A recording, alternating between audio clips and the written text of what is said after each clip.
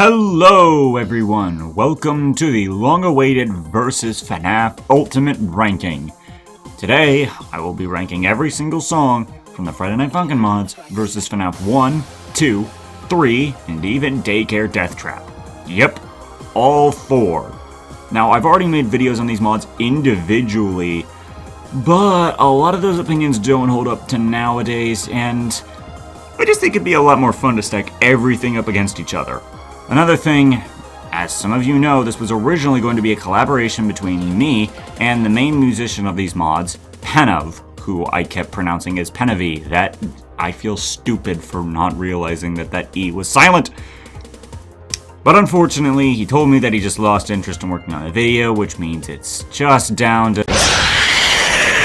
Long time no see, Knight of Neo. Penove!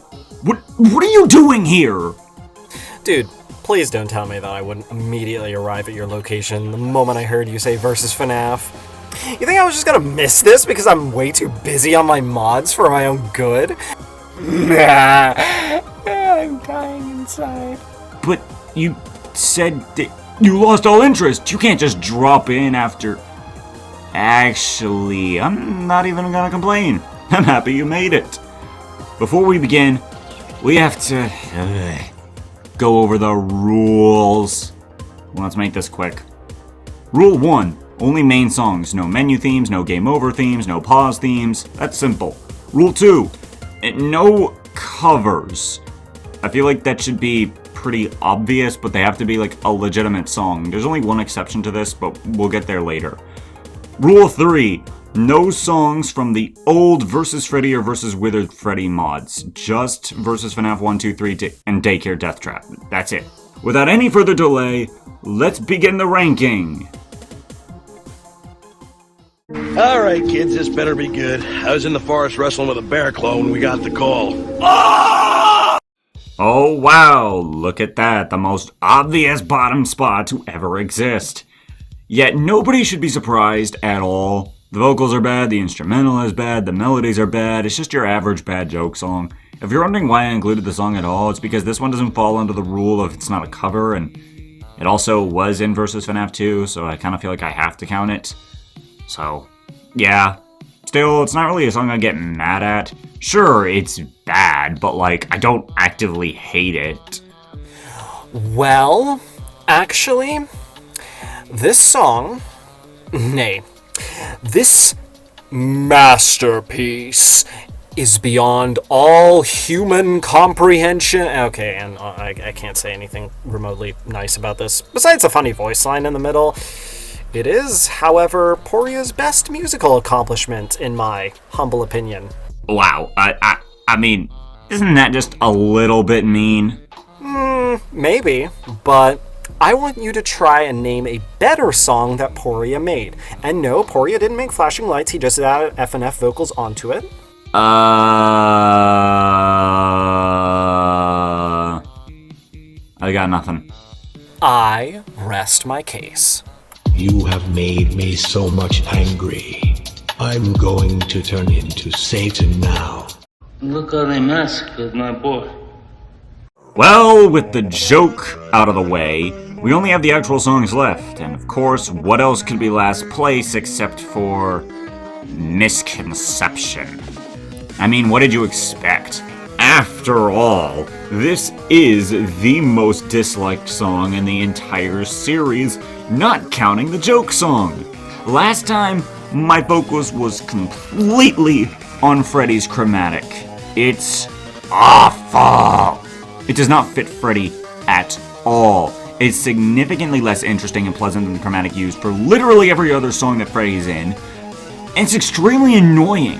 The high notes sound ridiculously bad, the low notes have no impact, there's no chemistry or flow with the instrumental or Daddy Dearest, there are several points where the chromatic just sounds wrong, and I can confidently say that if the normal Freddy chromatic was used, this song would not be this low on the list.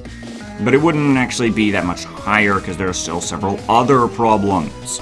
The instrumental is not good. It's functional, I guess, but it's not pleasant. There are way too many random sound effects that just come off as irritating, and there's nothing satisfying here. Daddy Dearest sounds pretty boring, but at least it's serviceable for the song. The melodies?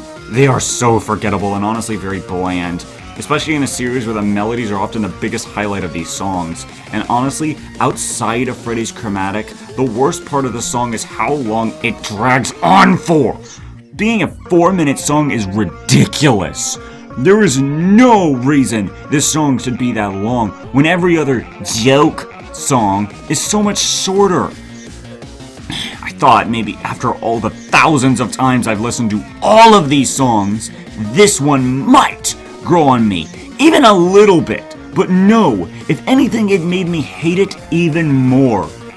And yet, I can say, at least, I can tolerate listening to the song the whole way through, and the Markiplier bit is kind of amusing to hear.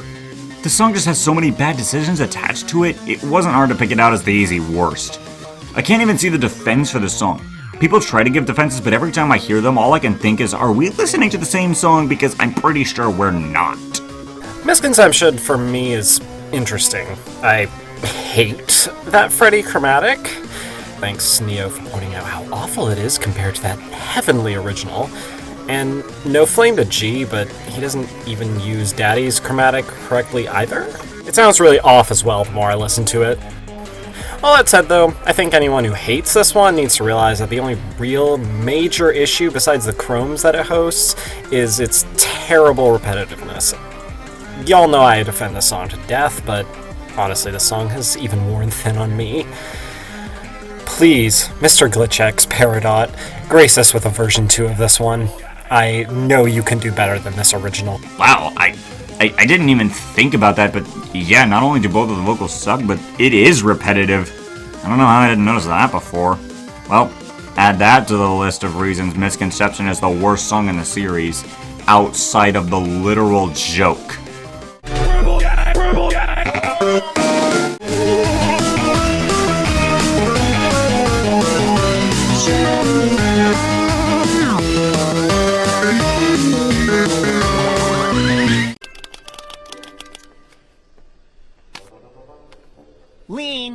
Lean Trap just doesn't work for me, man.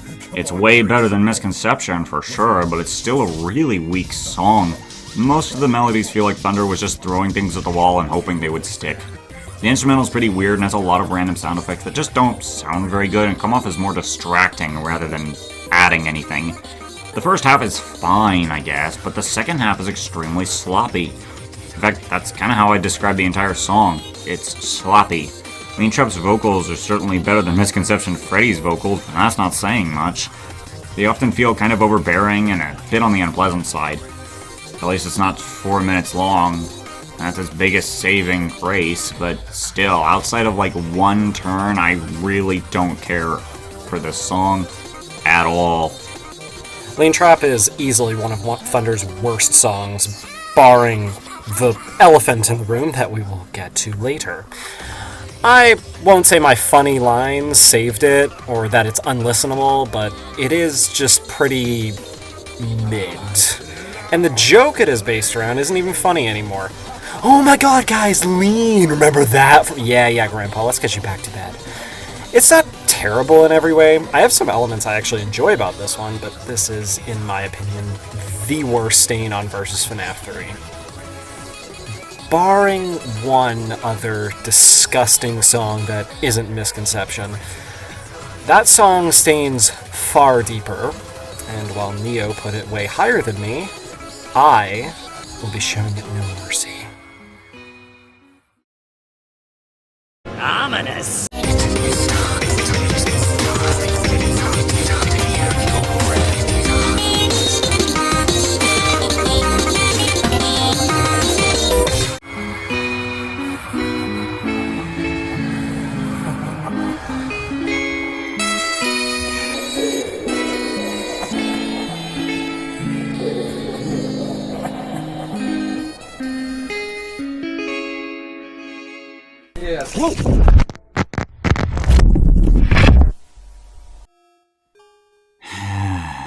Backrooms is still mediocre.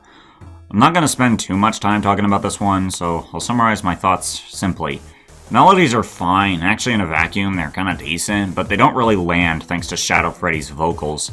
His original chromatic here was just Freddy's chromatic but altered with some effects that honestly make the chromatic sound so much worse, and the duet leads to basically nothing. The whole song is obviously rushed. The instrumental is actually pretty good on its own, but it's overshadowed by how bland the vocal performance is.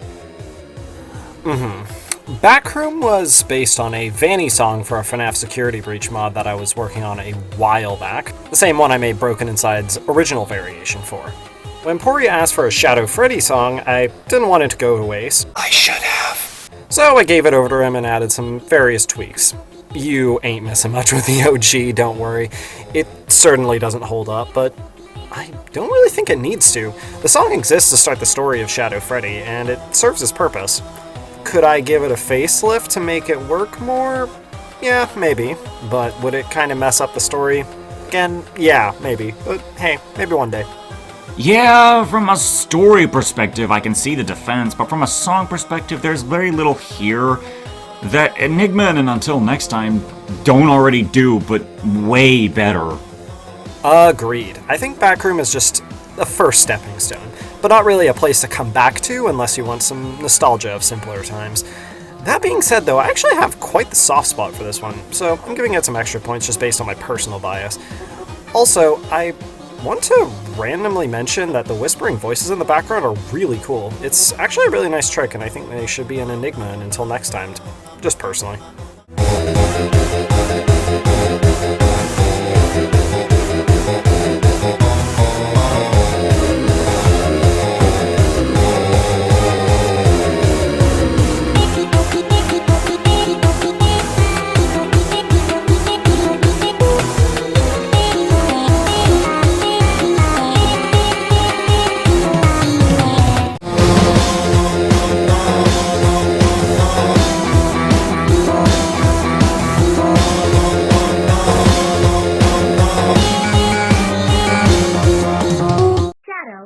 Will you marry me? I bet nobody expected Shadows to get ranked this low, considering how positive I was on the song back in my versus FNAF 2 ranking. Yeah, spoiler alert, but almost every opinion I had on those songs has changed to some degree. Shadows is unfortunate because there are quite a few things to like about the song. Shadow Bonnie's vocals are still pretty solid, the instrumental is decent, and visually I like how the notes bounce around. That's really cool. But the big problem is the melodies. The song is extremely repetitive, and you know how I mentioned I listen to these songs thousands of times? Well, when a song is this repetitive, that melody will grow old really fast. And this is by far the most repetitive song in the entire series. And I swear, if someone says Broken Inside is more repetitive than this song, I will find you, and I will carve you like a pumpkin. And I will break your inside. Wait. Hold on. That sounded funnier in my... But to add insult to injury, the song's melodies are all from the original Bonnie lullaby, which in fairness does sort of work in the context of a bonus free play song, but it leaves a lot to be desired. Hey, at least it's better than before. I despise the original of this, and while I find Night Shift a better facelift from its even worse original, Shadows kinda gets left behind, which I find kinda sad. But wow, that mod chart is clean. Shout out to Coot. Other than that, though, Shadows is serviceable, I guess. It's a good remake, but I really think it repeats itself too much. Shadows feels like it has nothing to really say about Shadow Bonnie that hasn't been said through the rest of the mod. Though, I suppose Night Shift fails in that regard too. But Night Shift is also a huge upgrade from the original, while this one is saying nothing beyond face value in a cool mod chart. Oh well, guess I don't really have anything to say about this one either.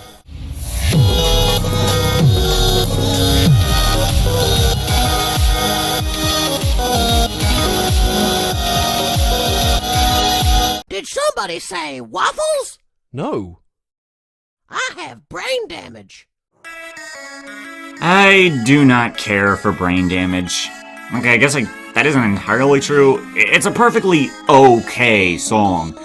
There are some pretty solid melodies, the ending sounds nice, the helium reference is pretty good, and The instrumental is honestly really decent, but the song is just so forgettable. And then there's its biggest issue with the chromatics. Like I mentioned the last time, Phantom BB and Phantom JJ have basically the exact same chromatic, making each of their duets feel less satisfying than it probably should have. Not to mention, Phantom BB doesn't sound nearly as eerie and creepy as he does in Fear Forever, which is very confusing because Thunder made both of these songs. Why did the chromatic change? What was the point of that? No flame to Thunder, but he really never explained stuff like that, or more likely, I have the memory of a goldfish. Or maybe I have brain damage! Kill me, please. Okay, well anyways, it's a perfectly okay song. It's just not one that I ever feel like going back to. I really don't have a lot to say about this one. It's kind of average. It's just really just more helium. But also it comes packed with just more flaws than Windows 11. It really doesn't feel like an upgrade, to be honest. Just a song that exists and usually gets forgotten. I will say, however, JJ's intro really is underrated. Basically everything before Balloon Boy ruins a song is amazing, actually. And that saxophone at the end, so good. Of course, also, I must mention those funny little icons. They don't factor into the ranking, but they do give these two a lot of charm. To be honest, I moved this one up a little just writing this. Honestly, not as bad as most people say, but still not the most memorable thing.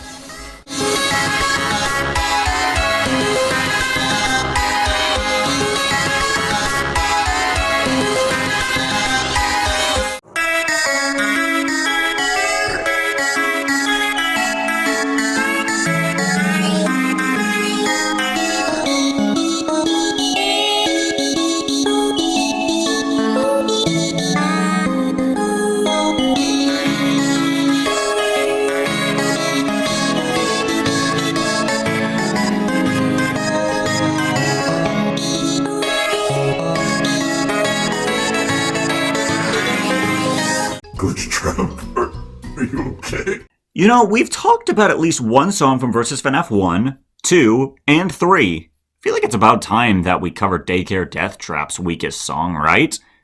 Oh, did someone say Take It? Oh. Yeah, no, this one is worse. I bet some people expected this song to be ranked in the bottom 5, and look at that, it made it as the first B tier. I'm so proud of you, Malhair. Yes, you heard that right. We're at number 48, and we're already at songs that I like. I told you I like these mods a lot.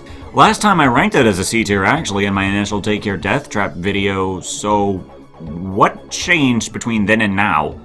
Well, it's simple. I like the melodies. They give me this evil circus vibe that no other song in FNF has ever given me. No, not even Laughter and Cries from Gorefields. So, Malhair stands out as unique and kinda catchy in the entire FNF field. But admittedly, it is a little bit too simplistic. And Glitchtrap's vocals are the weakest part of the song. His long notes do sound good, but the short notes do come off as very one note. He also completely overpowers BF's vocals during any duet, making it nearly impossible to hear BF. And the instrumental could have been a lot more interesting. Since for once, the instrumental of the song is just really boring. A solid song, but a bit underwhelming when compared to everything else. Now, personally, I don't think this one holds up at all. But to be fair, I made this whole song in 3/4 time, which I don't often do, so that could be why Neo got that evil circus vibe. I don't hate this one personally, but it's a huge undersell for one of my favorite parts of post-UCN FNAF. Malhair is just bad. Like, there isn't a special reason why I have this one as one of my worst. It just is. I could say how it ruined its amazing concept, I could say how it has a weak middle section, I could say how it botched the Dako song reference, but it's overall just kind of a weird vibe. There are things to like, and if you can enjoy this one, more power to you, but I personally can't enjoy it at this point, and I think it just needs to be nuked from the OST and replaced with something better. It's not terrible, but it is pretty bad in my opinion when I think of what could have been.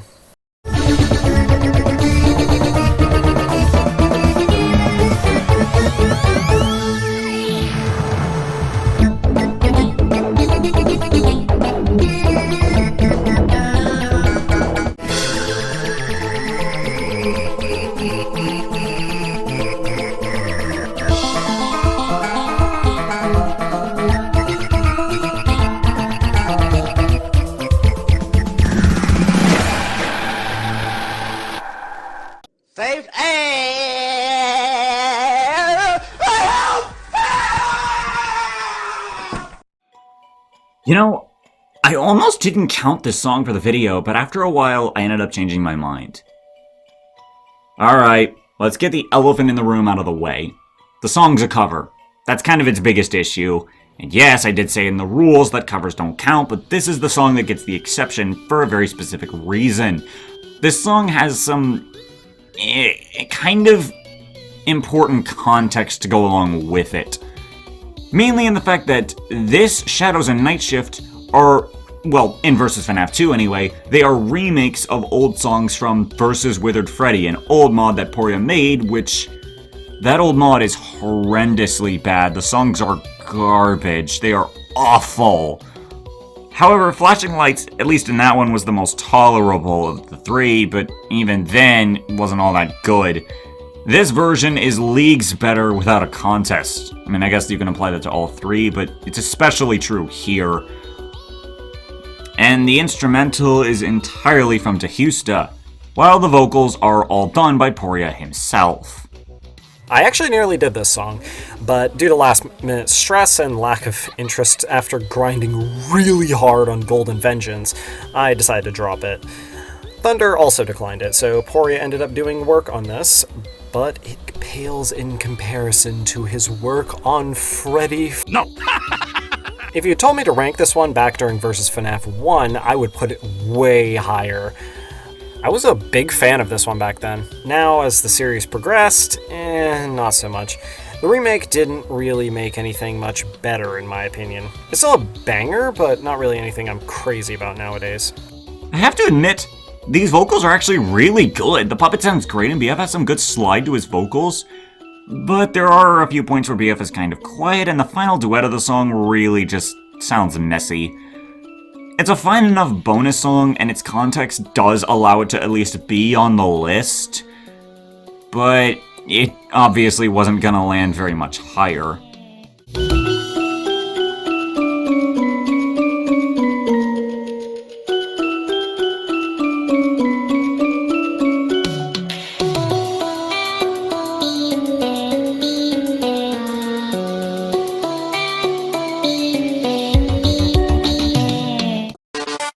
Power Outage is pretty decent. All of the melodies are references, and I mean all of them. Puppet's vocals are decent, BF sounds good, there's no point where the vocals get overshadowed by Puppet.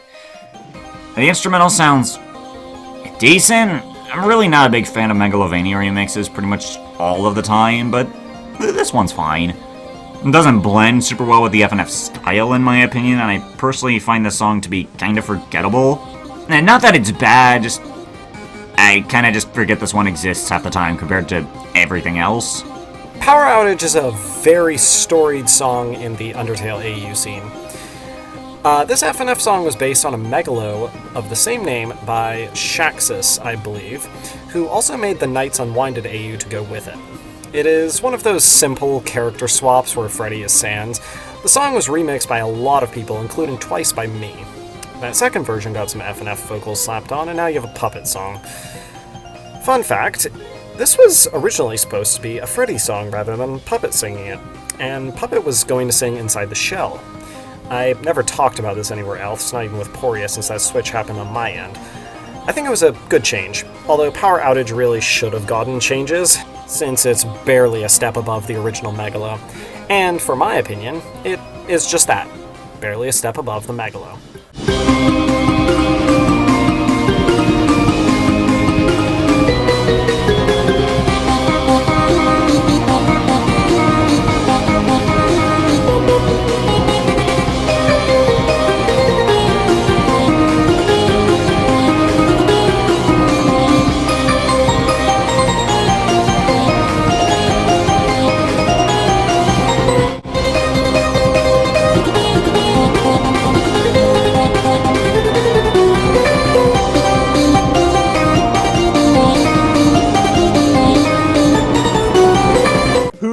Are we? We are the Paper Pals, and we're here to tell you that we think you're going down.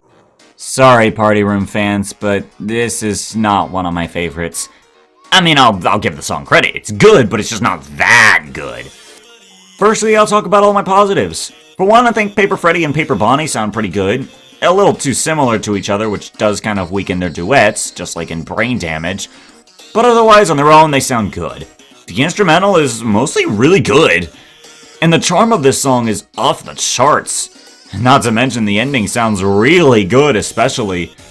And I like the Faceless reference in the instrumental. Some of the melodies are catchy, but I have a couple issues. For one, Paper Buddy just sounds awful. I'm sorry. His section is super short, making the pacing of the song feel really off, and it leads to the instrumental only bit. It makes the whole section feel really weird and boring, and the ending is redeeming it, but then there's the biggest issue that nobody ever seems to point out. What the hell happened to Boyfriend? Why does he sound so strong?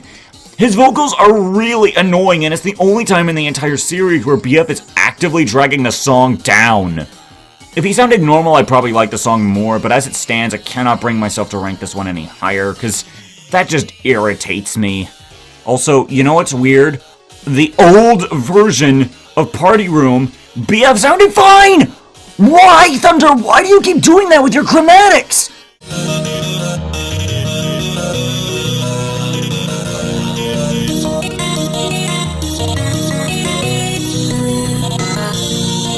That's one of the few things that's only going to get worse as we go higher up the tier list.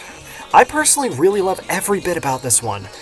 Yes, each section is kind of repetitive and doesn't change much besides some leitmotifs, but wow, it's so catchy and bouncy and fun. It perfectly captures the joy a kid would experience on their birthday at Freddy's. And that jazz breakdown is utterly perfect. So, yeah, repetitive, kind of bad chromatics in some spots, but if this isn't an utter vibe, I don't know what is. Lumping this one in with Brain Damage is a sign of brain damage, in my opinion.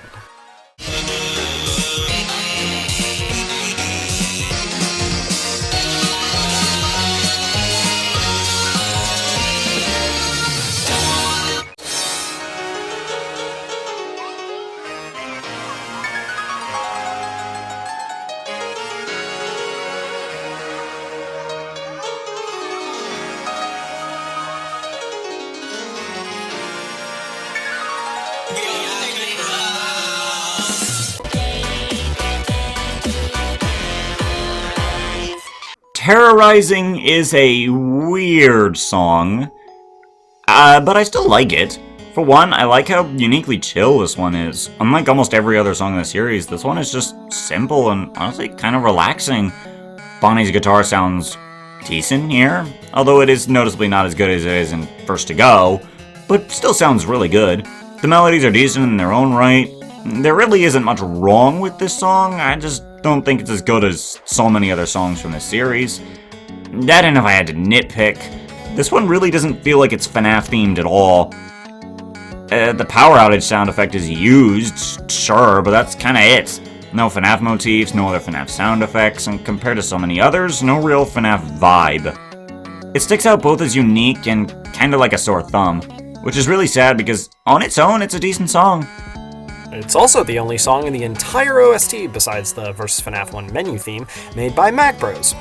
I kinda wish he made more songs, because his style is quite unique. Oh, it certainly is. It is part of the reason that the song is so unique. Really makes me wonder what else he could have done in the series if he had made more songs for these mods, but I guess we'll never know. Well, actually, there was one other song he made. This is a bit of a leak, but we were planning to include Mac Bros in the vs. FNAF 3 to create a meme song for the infamous party table. It was an inside joke about the dev team's struggles to stop party tables in vs. FNAF 2 from popping into the foreground repeatedly. Mac Bros made the entire song too, but it never got fully uploaded. It was kind of swept under the table. I'm not even gonna laugh at that one, that was awful. I actually have the full song saved on my PC, but I won't share it because Magros never gave permission. Still, it's a crazy piece of trivia about the mod. This song is the black sheep of the whole series. Weird song from a creator that never made anything else for the series, that really doesn't have any huge fans or haters. For me, this one kinda sucks. I'm not the biggest fan of this, or of most of Mac Bros music. No hate to him, of course. This one just doesn't fit in. But that isn't a bad thing. I can see how people can like this one for its unique vibe, but honestly, nothing else sticks out to me.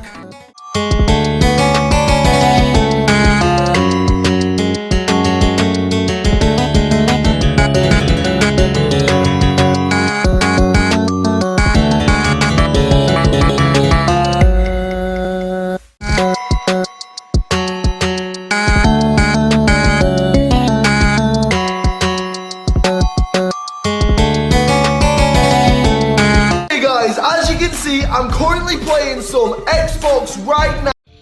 Hey look, it's Gamer Fazbear, one of the most overlooked songs in the entire series, and that's a shame because the song is very solid.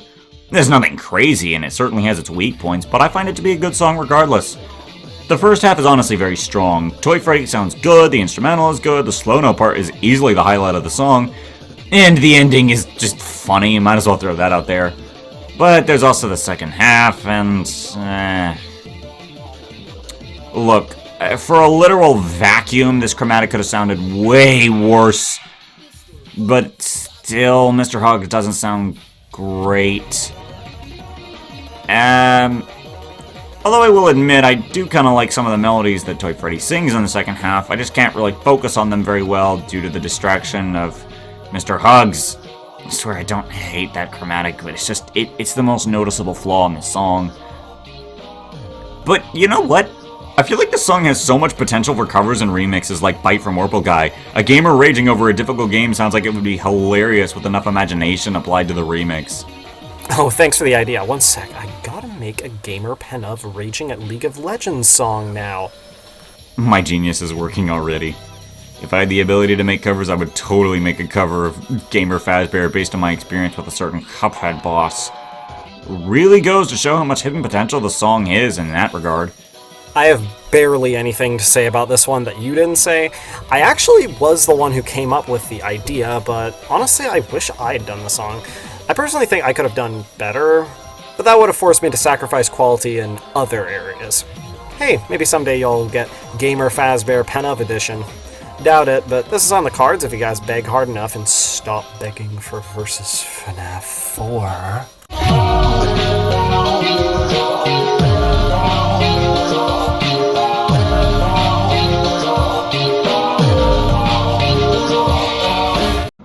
Hijack! Here we have Hijacked. What a shame. This song really could have been great, but it drops the ball with Moon's chromatic. Well, then again, this is common knowledge. You know this, I know this, he knows this, we all know this! Moon just does not sound like himself. And sure, other chromatics don't always fit 100% of the time, but at least you can make an argument for them fitting.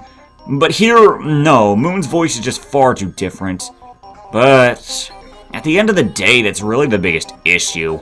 The instrumental is really good, setting up the ominous tone super well, especially with the choir in the ending that I adore. Some of the melodies and references are catchy and nice to listen to, BF sounds good, the pacing is solid, and Sun's chromatic still sounds great in the opener. Hell, I'm surprised to admit it, but Moon's chromatic doesn't actually sound half bad in the musical sense. I mean, sure, it doesn't fit on the character at all, and it's very distracting, but just from a music standpoint, his chromatic isn't annoying or overbearing or really unpleasant. It's just super unfitting. And it does tank the song's final score, unfortunately. I usually defend my instrument chromatics, but not this one. Hijacked is a complete mess, in my opinion, too. I could do so much better. Even the remix is kind of mid, IMO. This one feels like it needs a complete reconstruction to actually be good, but Neo does bring up the good in it, so I don't think I could toss that away. Definitely one of the weirder tracks in the franchise from that perspective. Still, it's going low for me.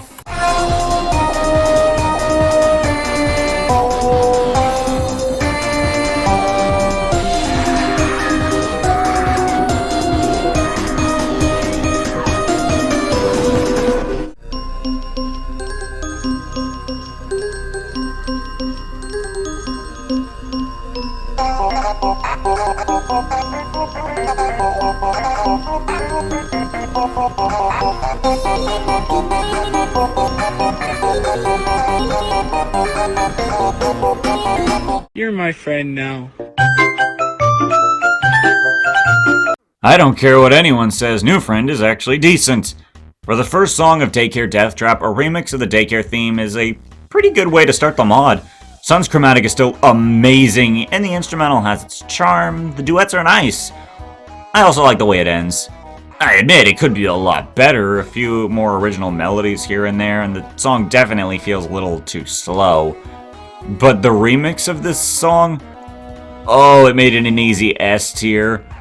And I think that just goes to show the original had the right groundwork and the right elements, it just needed a lot more tuning and polish is all. Charm is probably the right word for this one. It's nothing impressive, but I agree it's not terrible in the right lens.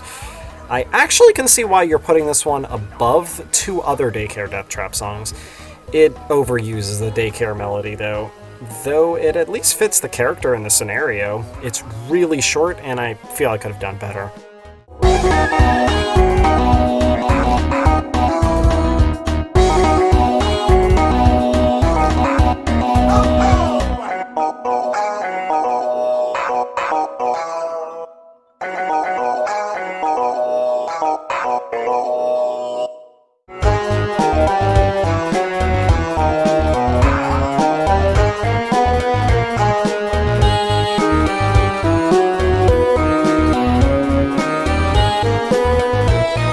Begin audio prompt in 3, 2, 1.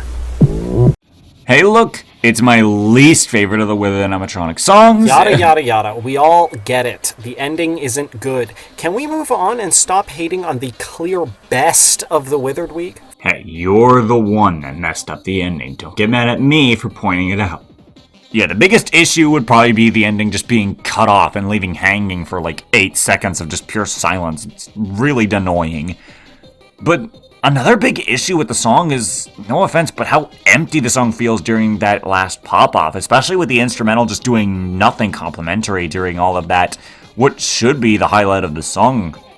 But, there are a few redeeming factors here. For example, the long notes during the middle of the song are still heavenly, and Withered Chica's chromatic fits her perfectly and is still one of the most impressive chromatics that was ever made for the whole series. There's no denying that.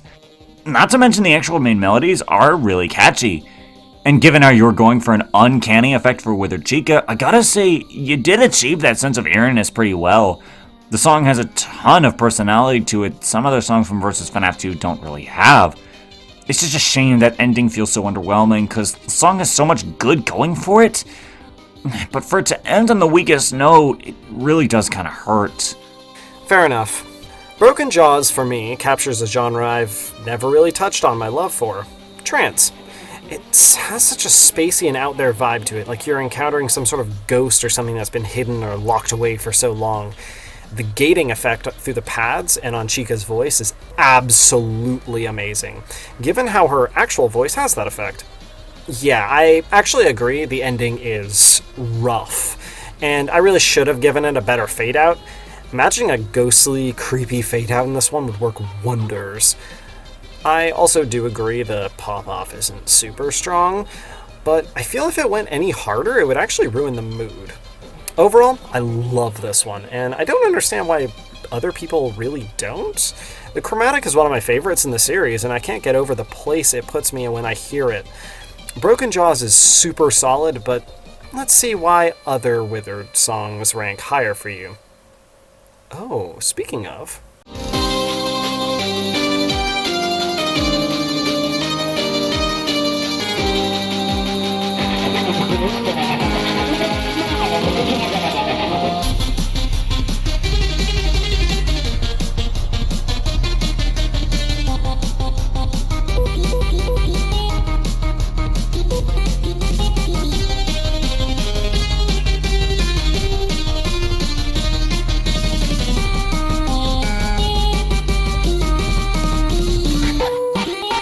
What is it with you and curses? Yeah, I know. Figure out a good curse. This is cursed. That is cursed. Give it a rest, will ya? Just like last time, Pirate's Curse barely ranks higher than Broken Jaws. Which, I admit, there was a small period of time where that wasn't the case, and I actually liked Broken Jaws more. But that time has passed, and now I have settled that although I have issues with the song, I still really like it. For starters, obviously the Lost at Sea motifs and style still sound amazing, the JoJo reference is of course funny, and my goodness, that pirate adventure moment is just so good, especially with the CG5 reference right beforehand. It is such a satisfying callback, and I adore the instrumental during that moment, but there are some problems. The instrumental feels like it lacks some of that pirate charm and intensity from the other Foxy songs in these mods, especially given how many different instruments are used during the course of the instrumental, and it feels a little all over the place. But more importantly, Withered Foxy's chromatic is just Foxy's original chromatic, but it sounds worse, which makes me wonder, Penove, was there any specific alterations done here, or does it just come down to poor usage of the chromatic? The chromatic was only very slightly altered for this one. It's weird given how we changed the chromatic for all the other Withereds. I think I just used the chromatic poorly, and thus the song kinda wasn't that good. I'll agree it's not the best. Yeah, that's unfortunate. It's especially sad given how the remix really blew this one out of the water. Okay, so now that I've let out my scream of anger, let's talk about this dumpster fire. Pirate's Curse starts strong, like really strong. That opener is genuinely so good. Like, it was what inspired the song's whole name. And then the build-up into that deathly scream and the chase begins, and it's just Lost at Sea again. The song is good, but really? Again?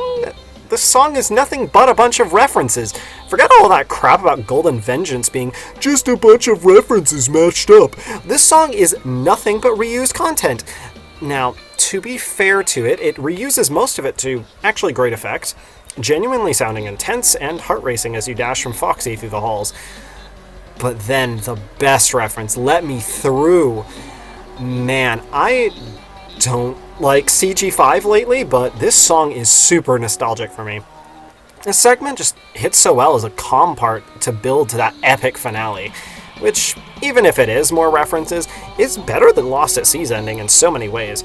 It's truly more intense, has a better build up to it, and it has like 3 JoJo references in it.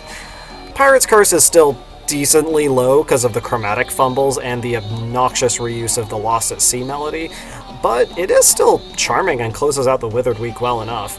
The remix doesn't fix everything, but I think just the voice in that would have done wonders for the original.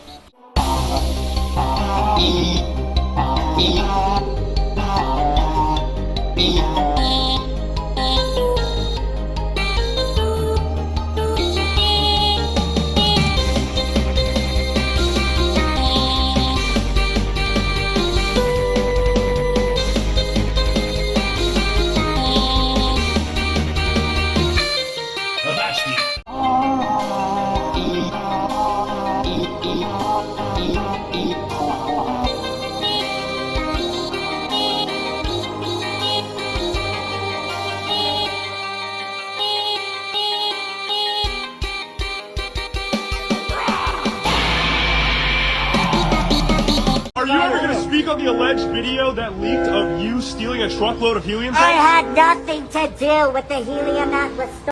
If I had to summarize helium in just 3 words, it would be one-trick pony. If I had to summarize helium in 3 words, it would be, shut up, boy! Helium is the second highest ranking B tier of this list, after all. Balloon Boy's chromatic is one of my favorites from the series. It perfectly fits him while also sounding super satisfying. And it works really well in the spam of the song, not just in terms of sounding good, but also fitting the character. Thunder really made a song that fits BB to the letter. However, that also kind of includes BB's flaws. In the games, he was always a gimmick character to me. He has one set path and only does one thing, steal your batteries. Although he does this effectively, it's all he does. Helium, I have similar feelings towards. It's a very catchy melody, but it is rather repetitive, and then it just goes from normal to spam very fast, leaving as an awkward transition. Obviously, that fits Balloon Boy in a way, but leaves the whole song feeling very basic in a sense. It fits its purpose exactly as it should, but I don't feel like it warrants landing any higher. this one is actually a sleeper favorite for me. That playful marimba, the smooth chromatic, the myriad of good melodies, the circus organ chords that just dance around in the background. Everything really comes together perfectly to a point that someone might miss all the crazy stuff in the background. That being said, BB's spam is annoying to some, but in my opinion, it's one of those once-in-a-generation cases where the spam is super pleasing to listen to. I actually rank this one way higher because it really doesn't have any clear flaws besides maybe being a bit repetitive. But it doesn't stick around long, so it's never really a problem like brain damage is. The only reason this one tends to get overshadowed might be because there's not much to bite onto. It's like a delicious snack rather than a main course, but even that's fine for me. Overall, incredibly solid, more than most people think.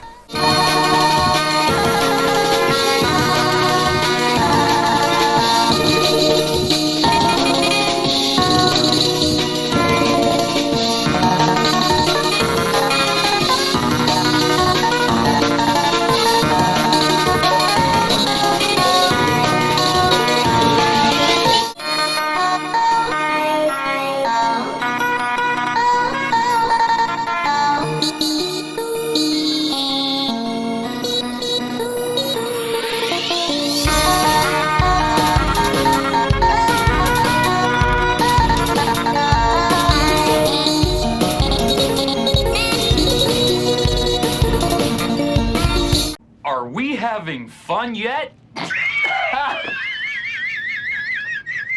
It is hilarious that Vanny got done better justice in this FNF mod than she did in the actual FNAF series.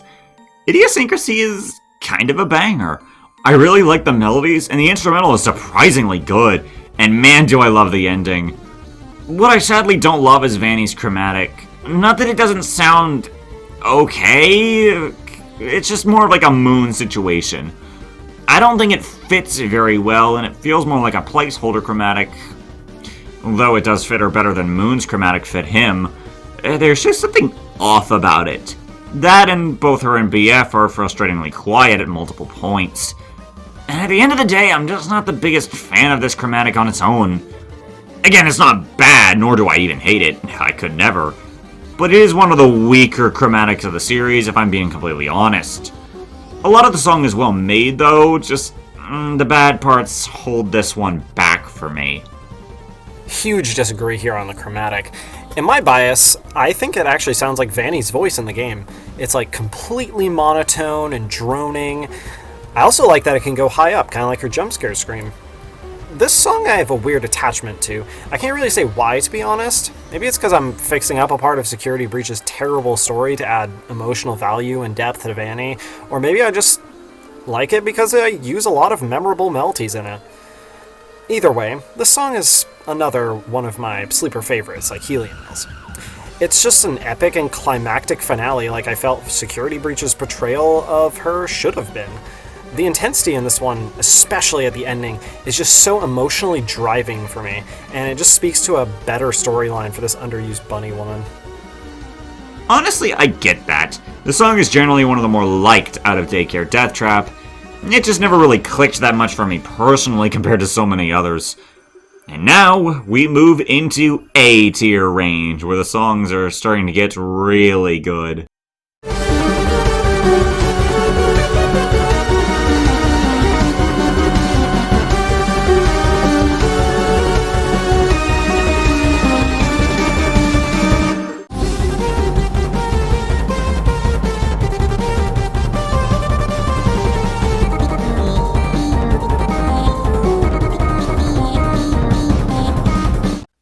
The Angry Bird!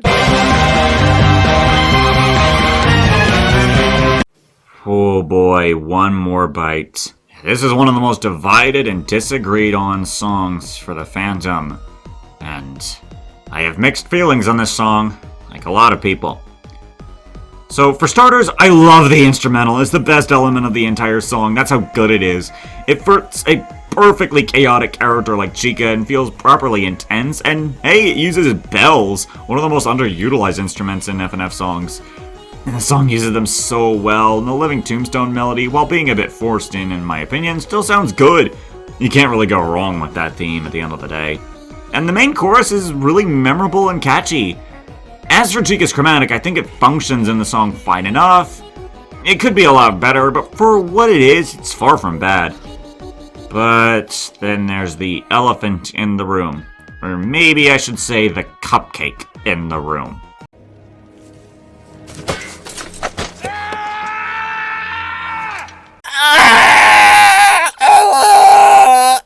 By the way, I actually made those cupcake noises myself, like, in the song. They were on that caliber of bad, so I don't know why I thought those would be pleasant to listen to, but they aren't. Yeah, the cupcake really dragged the song down. I mean, in fairness, I don't think the cupcake ruins the song or anything. The cupcake's short notes actually kind of sound a lot like a flute, and it sort of works when it's covered over BF's voice. But the long notes, oh, they are horrible! And it's easily the worst part of the whole song. You sometimes use the term off-key, which I don't really understand because most of the time, the stuff you are referring to as being off-key is actually completely fine in terms of key. Yeah, sometimes I use the term off-key incorrectly, I admit that. This, however, is off-key. This is so bad. It's so out of tune with the song. It's like a cheese grater on a chalkboard.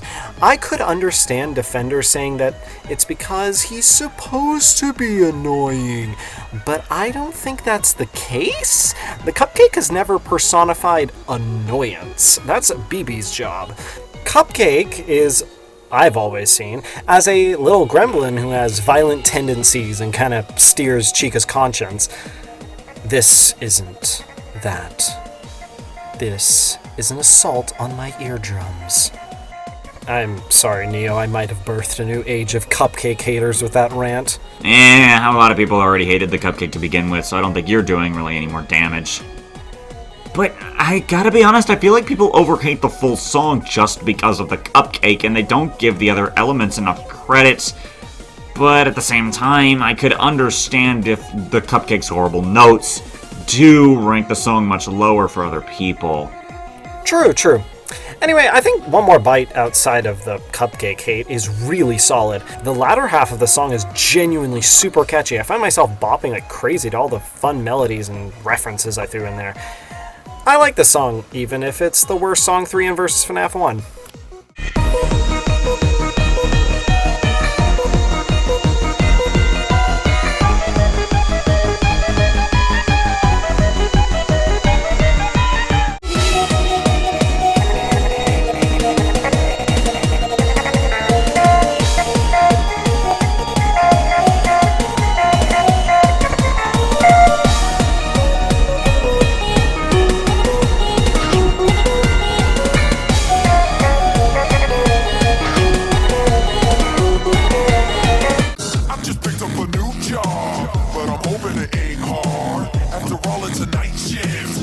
Man, remember when this was my least favorite song from Versus FNAF 2?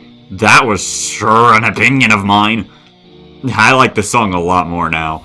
Yay! Glad you came around, buddy. Well, I like the song for the most part. Withered Freddy's vocals just sound really good in the song, as they always do. The main chorus is super catchy, and the ending sounds good too. I just feel like all the in-between parts are a bit bland, if I'm gonna be honest. They're not really just memorable, nor do they have any real catchiness to them. And the instrumental's just alright. It's a great song though, just for that chorus alone. It gets stuck in my head real easily, and I kinda love it. I just wouldn't say that it's a favorite of mine, since all the in-between parts are just sorta okay. Still, amazing chorus, I cannot say enough about it.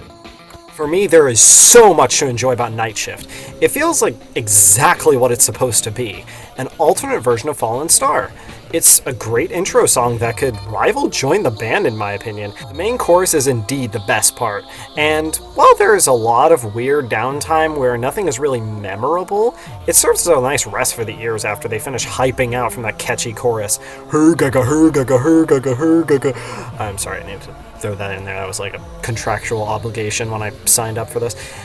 Anyway, it's just a really nice vibe song. There really aren't any complaints. It hits all the right notes and is what it needs to be. An upbeat Withered Freddy song.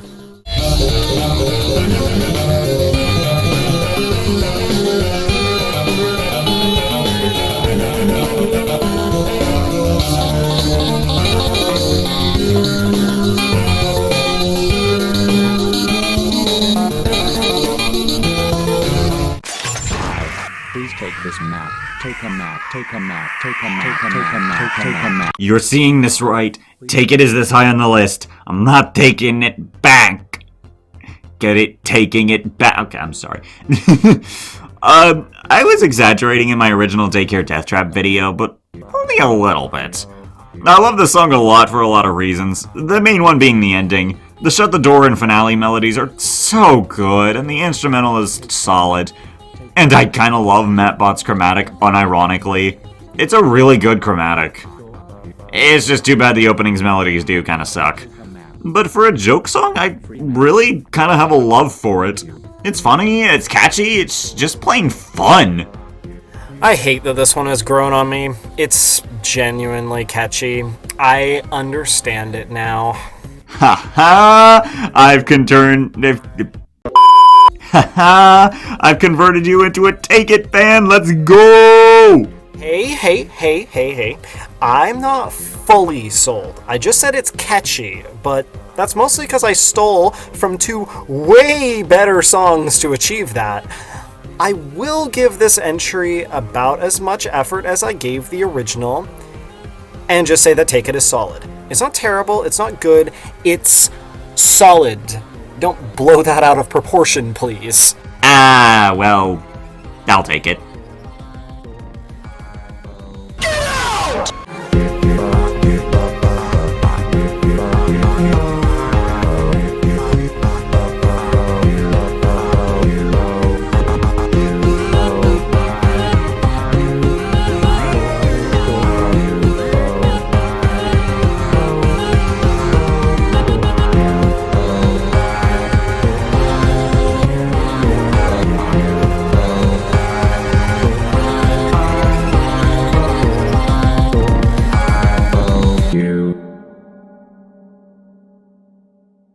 Thank you.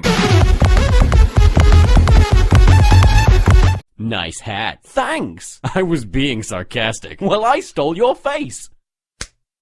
Hey, look. Another song with a Shut the Door reference. Right after the other song with a Shut the Door reference. Ha! Faceless is a very strong song. There's a lot of fun melodies, the instrumental is good, and of course, I love the Shut the Door melody in this one. Who doesn't? It fits really well and it's just an incredible part. But I do have a few small issues. One, the song is annoyingly short. Now, while there are some songs in the series that use their shorter timer to the advantage and get the most out of it, this song doesn't do that as well. It really needed to be longer. That and, I gotta admit, Withered Bonnie's vocals do have an issue. I love the way they sound and what they're going for, but they're just way too loud in this song. It makes BF nearly impossible to hear sometimes, and it leaves the balance really off. Although, funny enough, the remix fixes both of these problems, as, you know, your remixes usually do, Penove. Aw, thanks. Also, for those who don't know, Faceless was the first song I made for the mod, and was originally based on an April Fool's joke, where I teased that the mod we'd do after Versus FNAF 1 would be Versus FNAF 4, do not ask for it, by making a Nightmare Bonnie song that is very similar to the Faceless we have today. And yet y'all still want Versus FNAF 4. I can't believe some people still can't realize that it was a joke! Either way, Faceless is really fun and has some good bits, but ends too quickly. My opinion on this is pretty close to Neo's.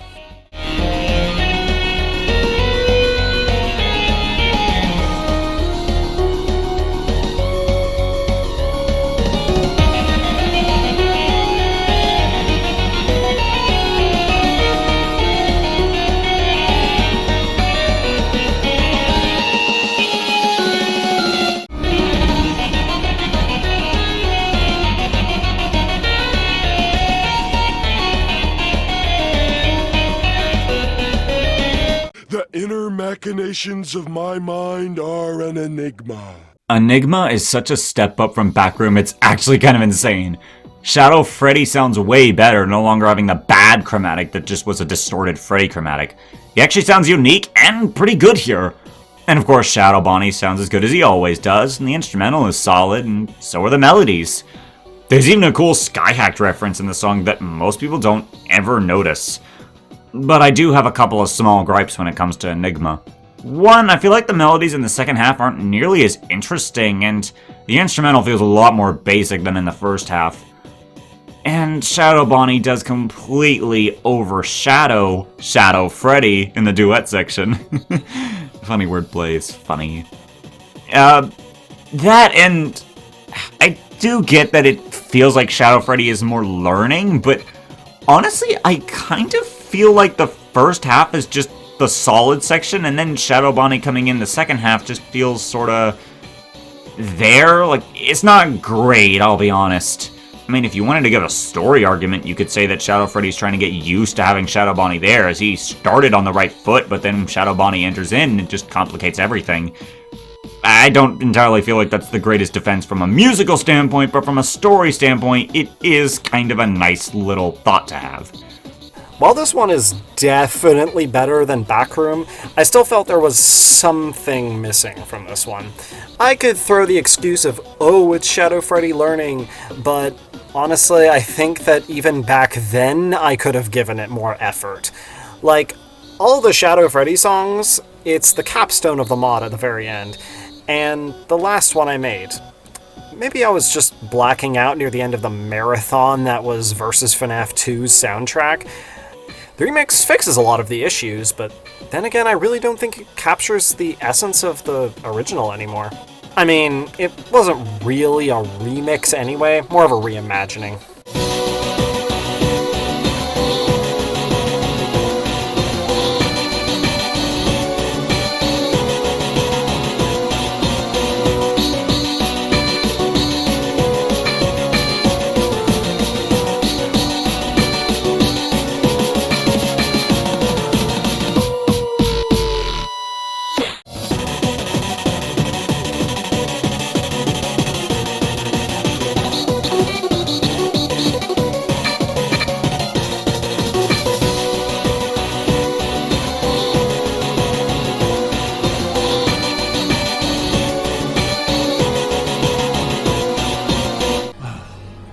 I just love the smell of fear.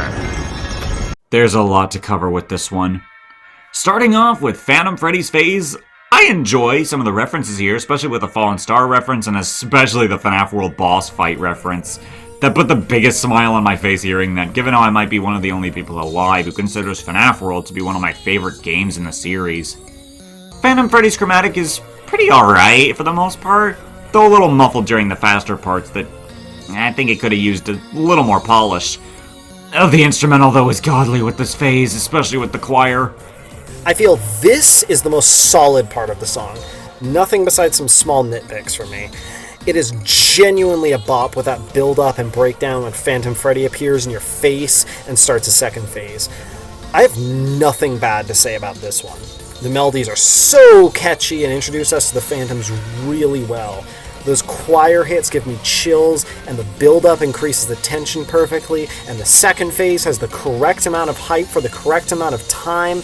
It's perfect. I'm so sad that it couldn't stay perfect for very long. Next up is Phantom Foxy. Okay, I really like his phase. His chromatic really does sound a lot more like a ghostly and deep version of the original chromatic. Still having the same elements that made that original chromatic so good, but giving it the nice phantom cover, if you will. And that's exactly what the Phantoms should be. Altered versions of the originals. The instrumental just sounds so good, especially with the drums and violins, especially in the start. And that guitar hits hard in the second phase alongside Phantom Foxy's grimy vocals. And the choir in the third part makes me love that chase alongside the chaotic vocals. It's just so amazing. I love the references, the melodies. It's just easily probably the best phase from a consistency standpoint. And this is the peak of Fear Forever. This song completely blew all its energy in the first half and ran on fumes for the rest. After this point, when I'm listening to it, my brain remembers the rest of the song is really not as hype, and I skip to the next song on my playlist. I feel Foxy's part should have come right before Puppet, and should have had a bit more time to, play out. The chromatic is amazing, way better than my Foxy chromatic, and that ghostly echo adds so much to making him feel phantom. The sea shanty violin and the build-up and the choir also is just downright haunting. I love this part so much, and too bad that's where my praises for this song end. Then we have Phantom Balloon... Wait, no, that's not right. Hang on. Oh, right! Phantom Chica, right. I completely forgot about that face for a moment. And that's not even a joke, actually, or me just saying that for the funny. My brain actively forgets Phantom Chica exists. It's not even the worst phase, in my opinion. I just forget it's even there. The phase itself, though, the first half's pretty good. The second half, though, it's a bit too fast for Phantom Chica's chromatic to have any real impact. Which is a shame, because her chromatic's actually kinda decent. And the instrumental is fine, I guess. The One More Bite reference is pretty cool, too. It's just a phase I forget exists some of the time. I don't know entirely why. There is an idea here. It's supposed to be a calmer part, and Chica is the character for that. Midnight Snack and Broken Jaws being good examples, but this is not the way to do that. It's just so nothing. It barely feels like the part is trying to be anything more than just a connecting piece. In Happiest Day, Chica feels like the glue between Bonnie and Foxy, but here she feels like she's here to do a couple annoying jump scares, be a melon on your screen, and just sing the status quo. And the pop-off part just feels so weak. It's absolutely nothing. It provides nothing. The energy takes a hit here, and then is fully killed by the part right after. Okay, now we talk about Phantom Balloon Boy. His phase is complete garbage, I don't want to hear it. His chromatic is the only saving grace. Like Phantom Freddy and Foxy, his chromatic does work, but everything else just sucks.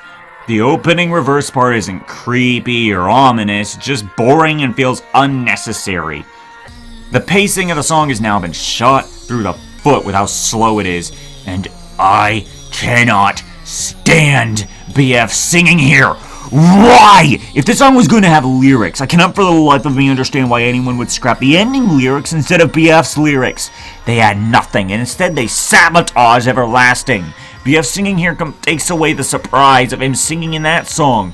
Oh, speaking of which, if you're one of those morons who thinks it doesn't take away the surprise with "I wouldn't expect BF to sing twice in one mod," shut up!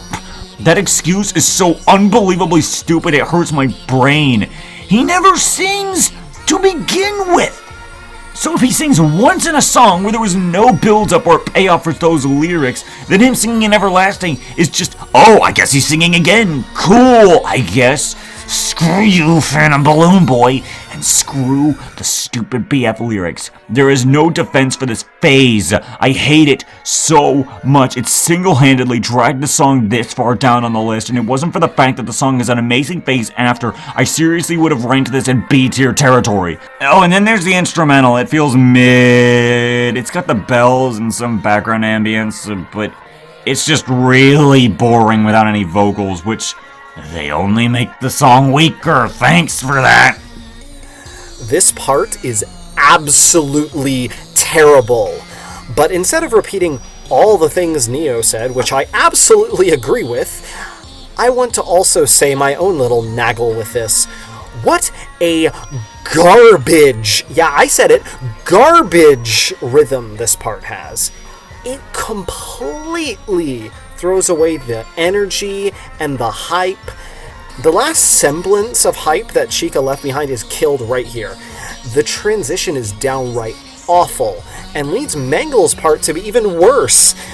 Balloon Boy sucks all around in this mod. I have nothing positive to say about him. He sabotages this song twice, sabotages JJ's song, and the only thing he can do right is in Out of Bounds. But I won't bring up something good right now. I want you all to wallow in this swamp of a song with me. Where Chica gave nothing, Balloon Boy actively takes from this, like the little thief he is. This phase would be the worst part of the song if it wasn't for the puppet. But first, Mangle. Okay, now I can be positive again. Phantom Mangle's phase just goes hard. I'm just gonna say it. The Cerberus remix is incredible, and Phantom Mangle's chromatic works on her alright. It's very different from her original chromatic, fair enough, which is a bit distracting and doesn't really fit, and probably could have just been a Phantom version of the synth, but I can make a sort of defense case for it. BF heard Mangle talk a lot during the events of vs. FNAF 2, so I can see why he'd probably hear this voice come out of the Phantom version of her. Also, for those unaware, the Phantoms are just BF's hallucinations of the previous character's encounters. That's why it matters so much when talking about how the Phantom's chromatics sound, because in a way, it's integral to the story. And in fact, saying that out loud makes me think Phantom Chica's chromatic is actually worse than I probably considered it. And I definitely 100% prefer the original Mangle chromatic any day. But then there's the instrumental, which just gives me chills during that pop-off with the choir. It's amazing! And then Phantom Balloon Boy pops back in. Yeah, great. Yeah, much to my surprise, he doesn't completely ruin it, though.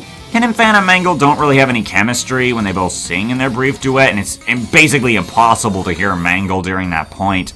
But they both sound good on their own, and the Helium reference does sound decent, so I enjoy that. The instrumental kind of dies down during their little duet section, though, which is a shame, because that should have gone in harder. And the big praise I can give this part is how intense and how hard the instrumental goes for the Cerberus remix bit. I'll give that full credit. I enjoy that a lot, but I don't enjoy much else. I don't know. It's just a really good phase, in my opinion. I completely disagree. This phase is trying hard to fix what BB ruined. It fails miserably. It has none of the hype that Cerberus has. It just feels lackluster, and Mangle's chromatic is just a sad, sad imitation of perhaps the best instrument chromatic I've made, save for Withered Chica and the Shadows, maybe. And then suddenly, BB pops in to ruin this part too. The pace is switched so hard that I want to vomit. None of the melodies are audible, and the entire segment, which could have been good if it wasn't ruined by BB's prior part, is officially a complete mess. In defense of Thunder, I actually love the idea of BB and Mangle getting the duet. It's really fun, but his insistence on every character not having an instrumental chromatic ruins the whole song. Oh god, I'm getting a migraine just listening to this phase on loop while writing this, and if it wasn't bad enough, the final character comes in to give us one last slap in the face for what could have been a completely fantastic song, or at least just a serviceable song. No, Fear Forever is dying by this point, and Puppet will not fix it. She will not. Well, I guess that's one phase we disagree on. Phantom Balloon Boy may not be great, yeah, but I love the Cerberus remix, although that may just be my bias for how much I like Cerberus as a song. Anyways, before we get into the grand finale, we have Phantom Puppet. Phantom Puppet has my second least favorite phase. It doesn't make me furious like Balloon Boys did, but oh, I still hate it. Why? Why does her chromatic sound like that? And yes, I know that it's based off the puppet's canon voice, but you have to understand why this change makes no sense. So in all the series, Puppet never talks to Boyfriend. Not one single time. The only time she actually speaks appears in Golden Vengeance, where she's talking to Golden Freddy. It's the one time. And yeah, sure, BF is there technically, but how would he have known who was talking in that point? There was no visual indicator behind who was talking. Now, if you count flashing lights, which that's debatable if it's even technically canon to the storyline, then regardless if you count it, yeah, sure, Puppet actually speaks there, but the other 95% of the time Boyfriend is around Puppet, she just has the music box. So in terms of story consistency, this chromatic just creates a giant plot hole that my story-loving brain cannot overlook. It is incredibly stupid. But past that, the chromatic, I mean, it kind of sounds fine on its own, I guess, but it's just fine. Except the last turn, which should not have existed in the first place, since it is not only unnecessary, but it just ruins what would have been a good ending for the Phantom Puppet's turn. Ending on the music box melody would have been perfect, but they don't do that, and it really frustrates me. But oh, then there's the final turn, which not only unnecessary, but you can hear the clipping in the chromatic. Why does this face have to be so bad? But I can't state enough that this phase had the right concept, but flopped so hard in the execution. And then there's the instrumental, which is nothing really worth talking about. Actually, you know what? No. It is worth talking about. Because the music box in the instrumental sounds good, but listening to it on its own makes me want to cry, because it sounds so much like what the Phantom Puppet could have been, but it was wasted by arguably the worst decision made for the series. Penove, you rant here. I can't with this song.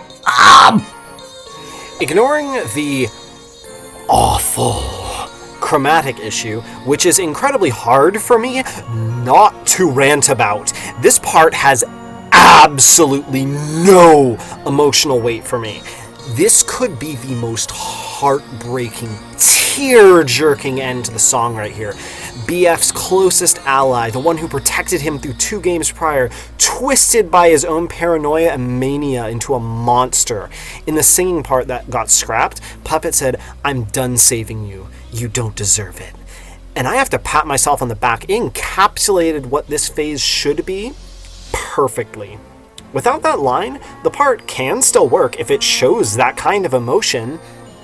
Instead, we get a long and droning part that wraps up with Puppet's story arc just done with nothing but a sad, pathetic whimper.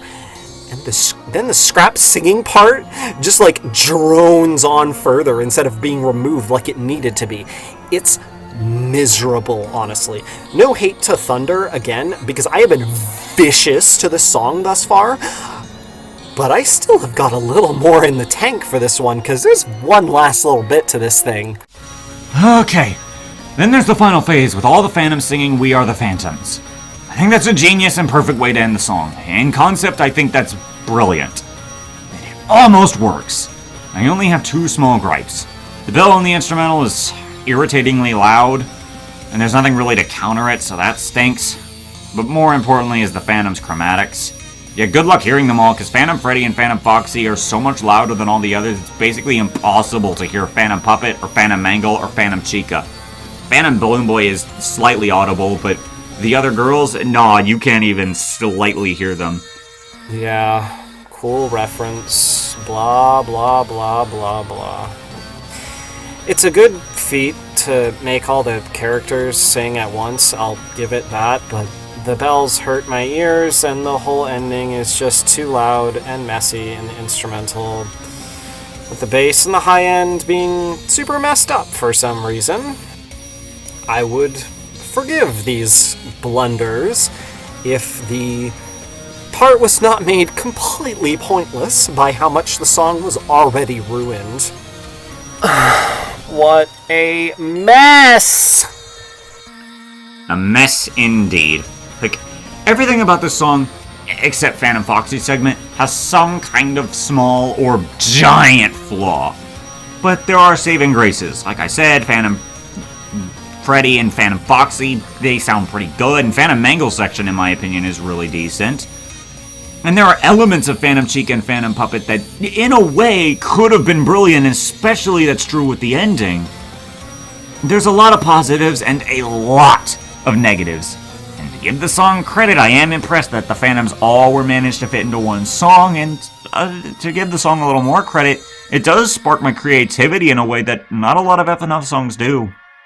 It's just a shame that there are so many faults with the song.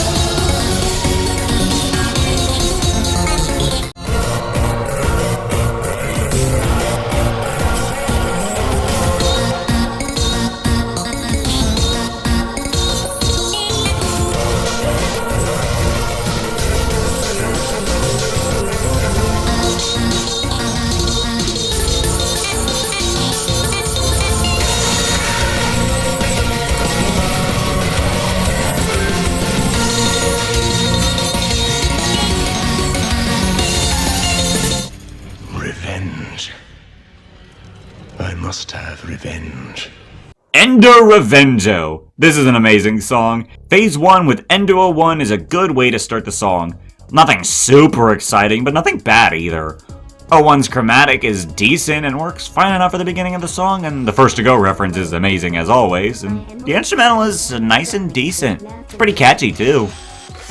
Hey, you forgot to mention the bass line. That's probably my favorite part of it. But yeah, it is supposed to be pretty chill and also goofy and upbeat, just so Endo 02 can crash the party. Also, Endo 01 really represents the vibe of vs FNAF 1's dev environment very well. Just some dudes chilling and trying to make a nice mod for everyone. Her attitude is similar toward her friends, just trying to make them happy and have a good time. Endo 02 comes in for Phase 2, and his phase is a lot better. The pop-off is really strong, and he easily has my favorite chromatic of the three Endos. It's just a really unexpected but wonderful pop-off. But I must regretfully admit that halfway through, the instrumental dies down, and the phase goes from really hyped to a little on the boring side. But still, it's definitely my favorite phase of the three, and is really good. I totally agree about the hype dying quite quickly. I also wish I had made this part longer. It deserved at least one or two more turns, but definitely my favorite part thanks to that lovely intro. Endo 02 represents the grind and the hard work we did on vs FNAF 2, trying way too hard to top our previous work and freaking out a bit because of it.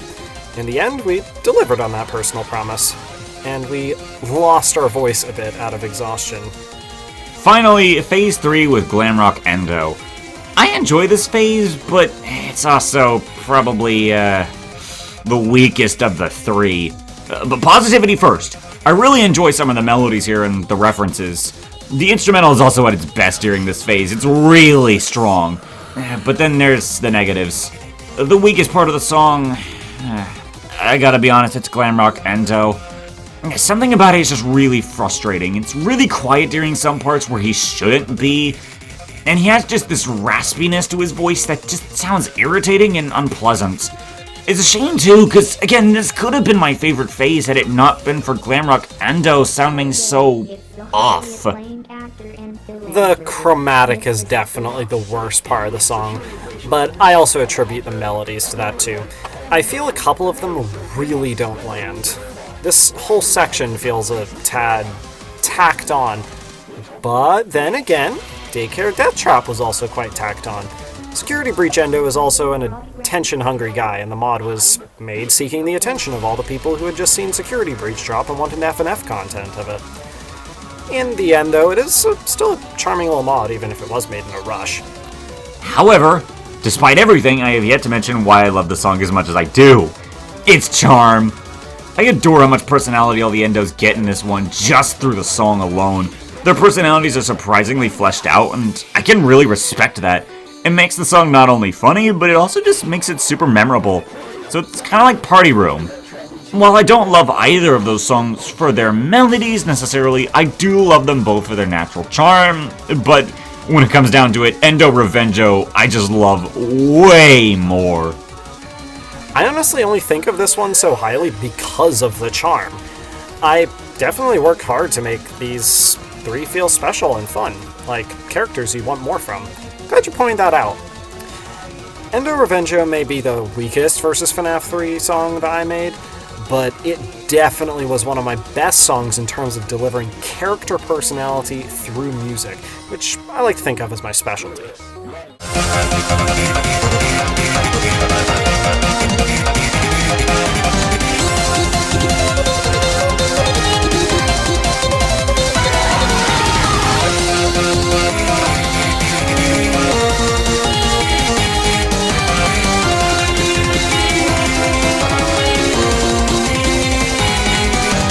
Foxy! He's hiding a child somewhere and he won't show me where. Do you know what that means? I don't know, I'm bored! I cannot believe I used to think Last Hour was a C tier. I've come back around on Last Hour a lot. Although, my history with this one is kinda crazy. Like, I used to love it, then I hated it, then I thought it was mediocre, and now I'm back to really liking it. So, positives, I really like the instrumental. It's amazingly well done, and the choir, sound effects, all the bells, all the little parts of the beats, they all combine into making something really good.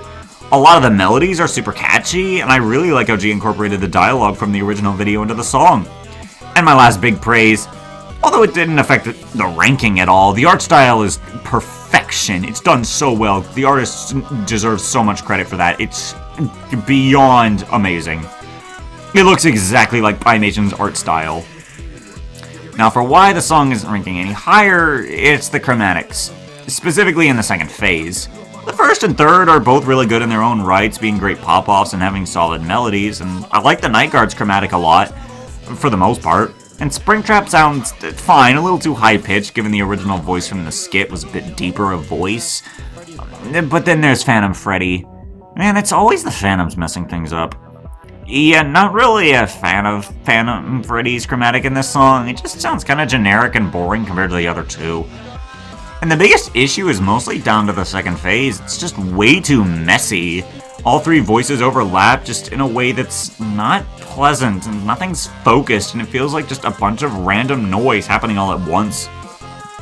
I think what should have happened here is the Night Guard should have not sung in this phase, and the player should have switched to Phantom Freddy, and it should have been like Springtrap and Phantom Freddy arguing, just like in the original skit. And it would have sounded a lot better in my opinion, too.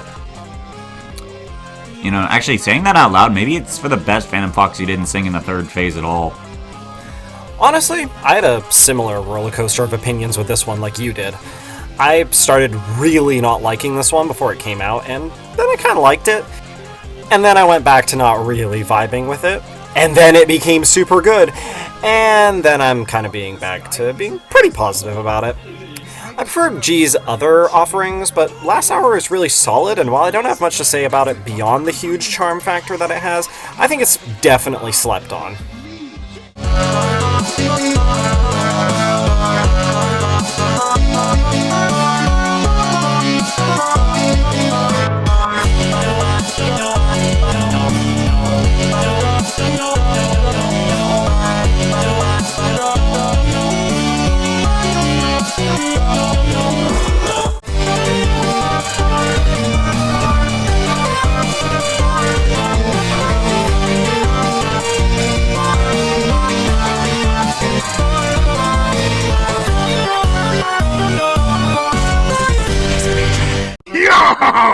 You should walk the plank now!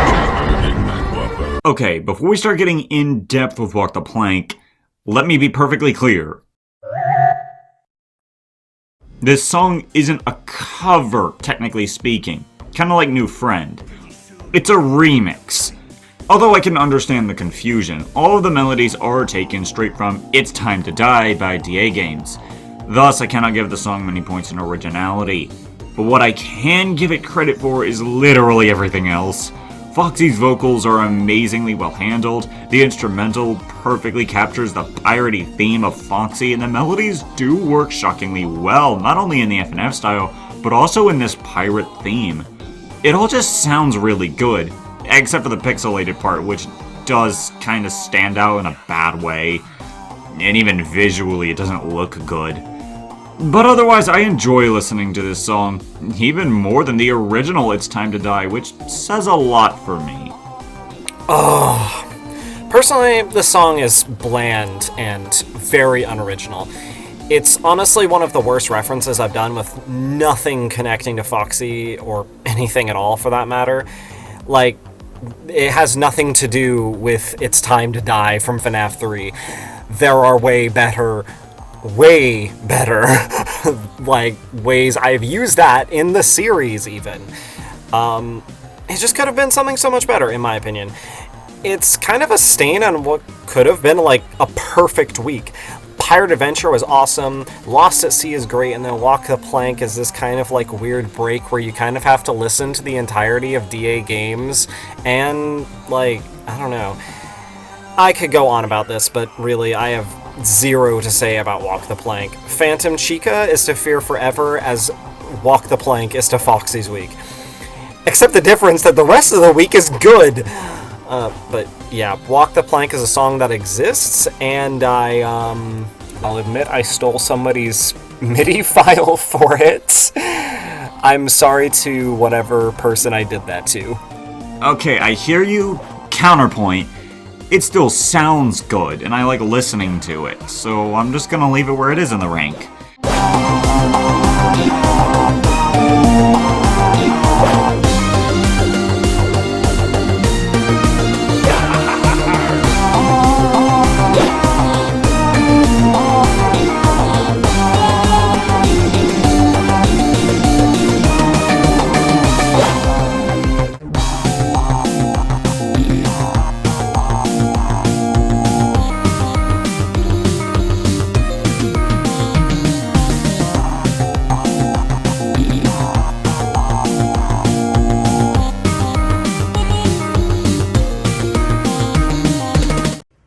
Guys? Is this Freddy Fazbear? Arr, arr, arr, arr. For the very first song of Versus FNAF 1 and the whole series when you think about it, the Fazbear does an amazing job setting up for the rest of the mod. I love Freddy's vocals in this song. During the first half, they really add to the ominous nature of the song, making you think the mod might be a bit more spooky and play into the horror elements of FNAF. But then the beat changes up, and that beat drop still to this day hits like a truck. I can't help but absolutely love it. Freddy's vocals feel more fun, which represents how the mod is being more playful and showcasing the passion behind FNAF and its fan content. It's a genius little bit of music storytelling, and I love how the main melody from the beginning of the song comes back in the very ending. It all comes back around, and I love it when songs do that. But admittedly, there could be more to this one, because the second half feels really just too short, and the ending is slightly underwhelming due to the instrumental not really having anything of interest during that final bit. Still, I have a special place in my heart for this song, and I really do love it a lot. Freddy Fazbear! Man, this song always just takes me back. Something about it just sets the tone for the entire series perfectly. It just says to you, this series is going to be a spooky, funky, epic adventure, and it's going to have a lot of little jokes too. It's just perfect. All in one little package. I couldn't have made this any better to introduce the mod series. Yeah, it's dated, instrumental's kind of weird, but I don't care. It's got all the charm and cute references that it needs to stand as a banger opener to a banger series. It's just great.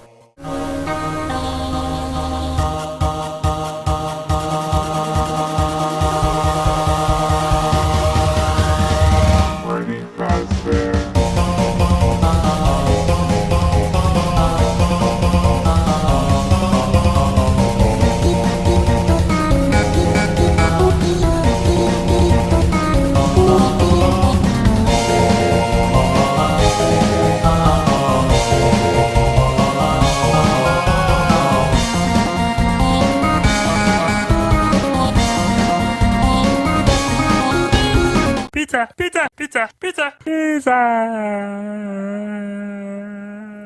Midnight Snack is amazing and just barely short of an S tier. Only because Chica's vocals are just occasionally way too hard to hear. Dad and I wish this song was a little longer, but still, I adore this one. I love the Left Behind melody at the end. It works so well. The tone feels tragic in a way no other song from the series does. Almost feeling like it represents the tragedy of these kids' spirits in a way. Even if it wasn't intentional, I still love that. I adore this instrumental. It's super good. Chica's vocals work so well in the song. Again, really wish she was louder to appreciate her vocals in full, and same with it being longer. It's a really, really underrated song, and it was so excruciatingly close to being an S tier for me, but I cannot willingly rank it there as much as a piece of me really wants to. Midnight Snack, more like Midnight Snack. Oh wait, hold on. Actually, this song is pretty good. I I think I've just been like so toxic after Fear Forever, and I've just like had that one boiling up. Okay, so now that I can be somewhat positive again, I'm actually kind of surprised though that this one lands kind of good for most people. Personally, for me, like it just lands somewhere between It Exists to, yeah, it's a fun little song. That being said, I absolutely respect everyone's opinion on this, as I always do. Except unless you like Umbra from Funkin' at Freddy's. I'm happy so many people enjoy a chill song for once. It's a rare thing in the FNF community with so many people liking these big, crazy, hype finale things. I do feel I could do better with this one, since admittedly I made this one in a rush, kind of like take it. But again, I'm glad everyone enjoys it, and I'm just happy that's what the general opinion on this one is, because it's a fun song.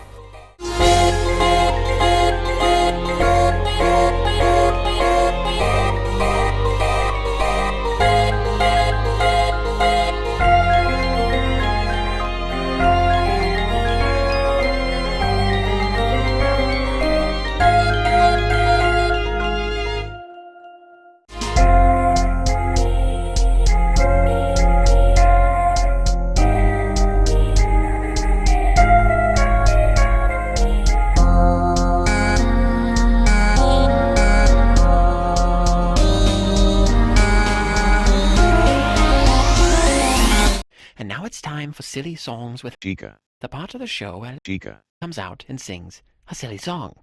Here we are, Penove, the top 25. I point this out because we're at S tier territory. Ready for the first of many S tiers? 25 S tiers? Wow. I'm honestly honored. Where are we starting? Rummager. This one's so silly and fun, I have a big soft spot for it. Chica's chromatic is at its best here in this specific mod. Well, maybe the Happiest Day her vocals are better utilized, but it's pretty close.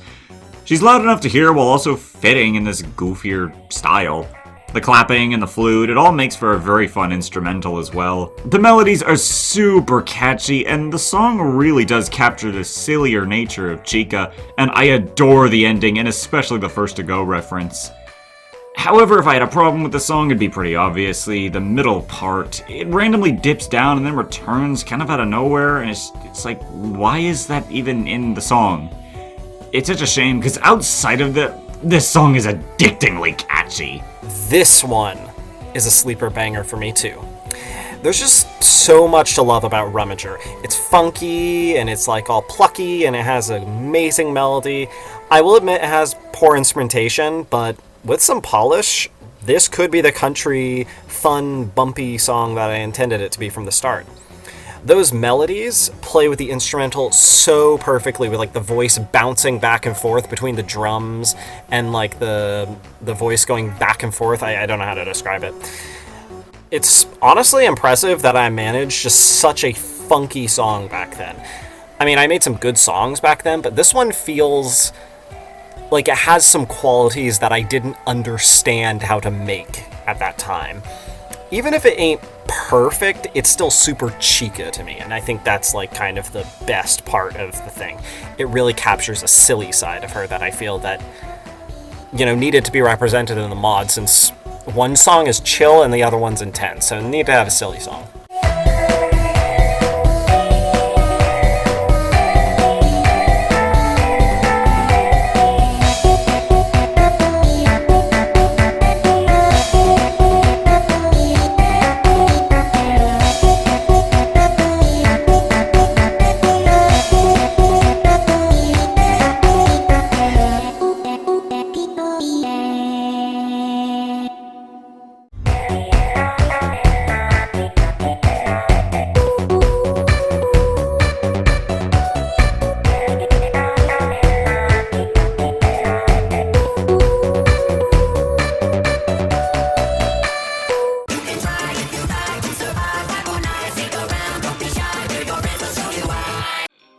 And now we have Join the Band, the first song of Versus FNAF 2. This is leagues above the Fazbear, it isn't even close. I love Join the Band. Toy Freddy's chromatic is so goofy and fitting for him. The instrumental is amazingly fun and packed with energy. The vibe is warm and inviting. It represents the whimsy and fun of Fazbears perfectly, at least from a kid's perspective. Like, I'm sorry, party room enjoyers, but in the context of whimsy, fun, charm for Fazbears, nah, Join the Band is running circles around party room, ain't even close. Yeah, even I, a hardcore party room enjoyer, can agree. The 5 More Nights moment got me screaming and hyped the first time I heard it. That's how much I loved the song the first time. I cannot put into words just how much I adore it. So why isn't this song ranking any higher? It's simple. The ending is kind of underwhelming. The instrumental just feels too low energy for the final turns of the song, and it takes me out of it a bit. That and Toy Freddy's chromatic does have a few small points where I think it could have been slightly better. Like, I'll be honest, Eternal Playdate gives Toy Freddy's chromatic way more depth than this song does. But that's to be expected. However, I have to say it, if you even slightly like this song, I beg you to listen to the remix. It is legitimately perfect in every possible way. Join the Band's remix is SS tier, and I don't even have a slight hesitation about that. And no, the remix doesn't take away any value I have from the original song. After all, if it wasn't for the original, we wouldn't have the remix, or at the very least, we wouldn't be able to appreciate the improved versions as much as we can. Aw, thanks. A little bit of trivia about the remix. I made Join the Band second right after Faceless, and like Faceless, I felt awful about not updating it a little near the end of development. Glad I could deliver my full vision. It helped a lot that Toy Freddy is my favorite of the toys. I love that he encapsulates that fun side of Freddy in the fandom, and I'm so glad I was able to encapsulate that too in the song. There's just so much whimsical and fun energy, and it's just the perfect way to open up the mod and set up the toys. Where the Fazbear sets up the original cast well, this one puts you in the mood to have fun with some friendly friends who definitely won't try to kill you in the next 3 songs. Oh, and, of course, that 5 More Nights reference. It's absolutely the motif of Toy Freddy now, and of the mod in general. It's Join the Band, guys. Like, it's just the best. It's not the best, but I mean, it's peak.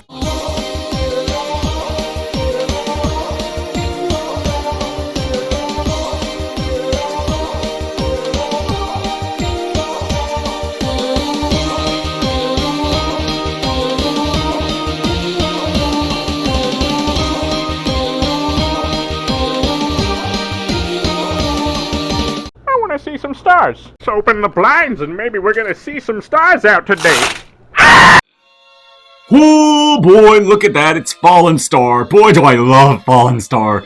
Withered Freddy's chromatic is so good here. The way it slides across the instrumental is peak. The violins in the opening are amazing. They're eerie, they're haunting, and they are tragically beautiful. The melodies are solidly catchy, and the FNAF 1 reference is also really well done. Kinda like 5 More Nights with Join the Band, just not nearly as hype for me. Still really good though. The tone is captured beautifully. Unlike Join the Band, which captures the charm and fun of Fazbears, Fallen Star captures the horror behind the scenes. These monsters, these lost souls, and what they've become. But I've already sung my praises for this song before. So, wait a minute. How high did I rank this last time? Let me check. Number 2! What? Look, Fallen Star is amazing, but not that good. I mean, its biggest issue for me comes down to the ending.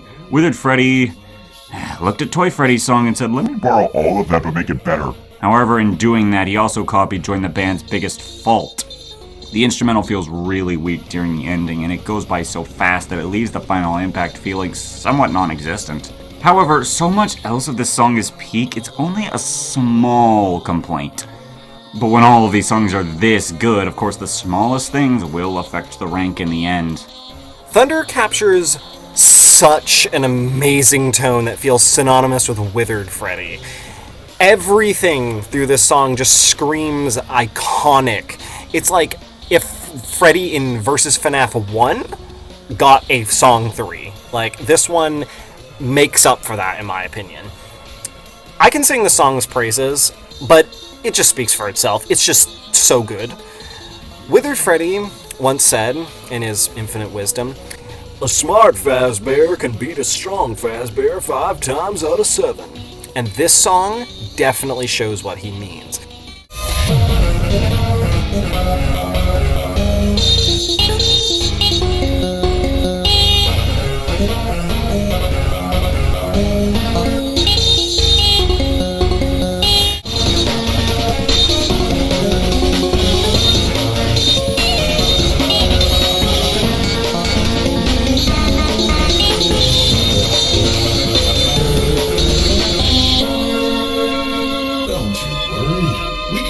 Suit that's just perfect for you.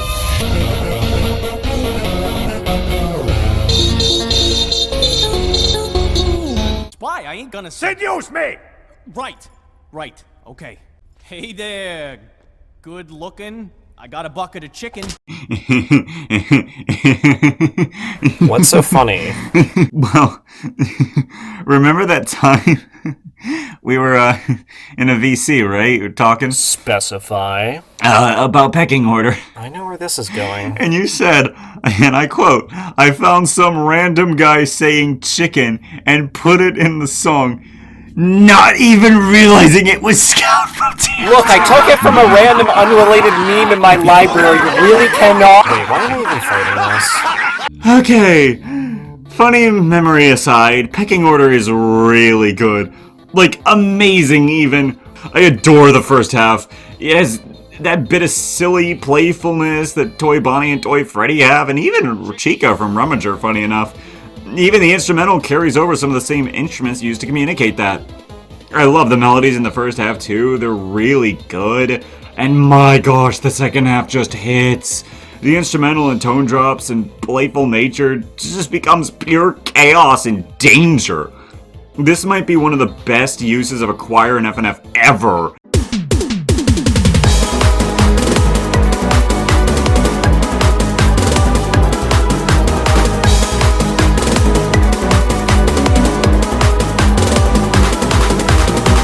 Oh, and the duets are incredibly memorable, especially the ending with the Midnight Snack reference. Oh, the reference is so good. The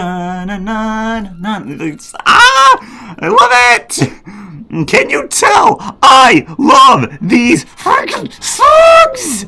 I definitely can. Pecking Order barely gets praise like this, to be honest. It's such a good genre, if we can call smooth jazz that turns into hardcore funk a genre. Hardcore jazz funk, smooth hard jazz, I don't know what to call it. Whatever it is, it's a perfect use of the two-act structure, with a fun and bouncy opener and an intense, hard-hitting second half. I just love this song so much. It's, like, so underrated.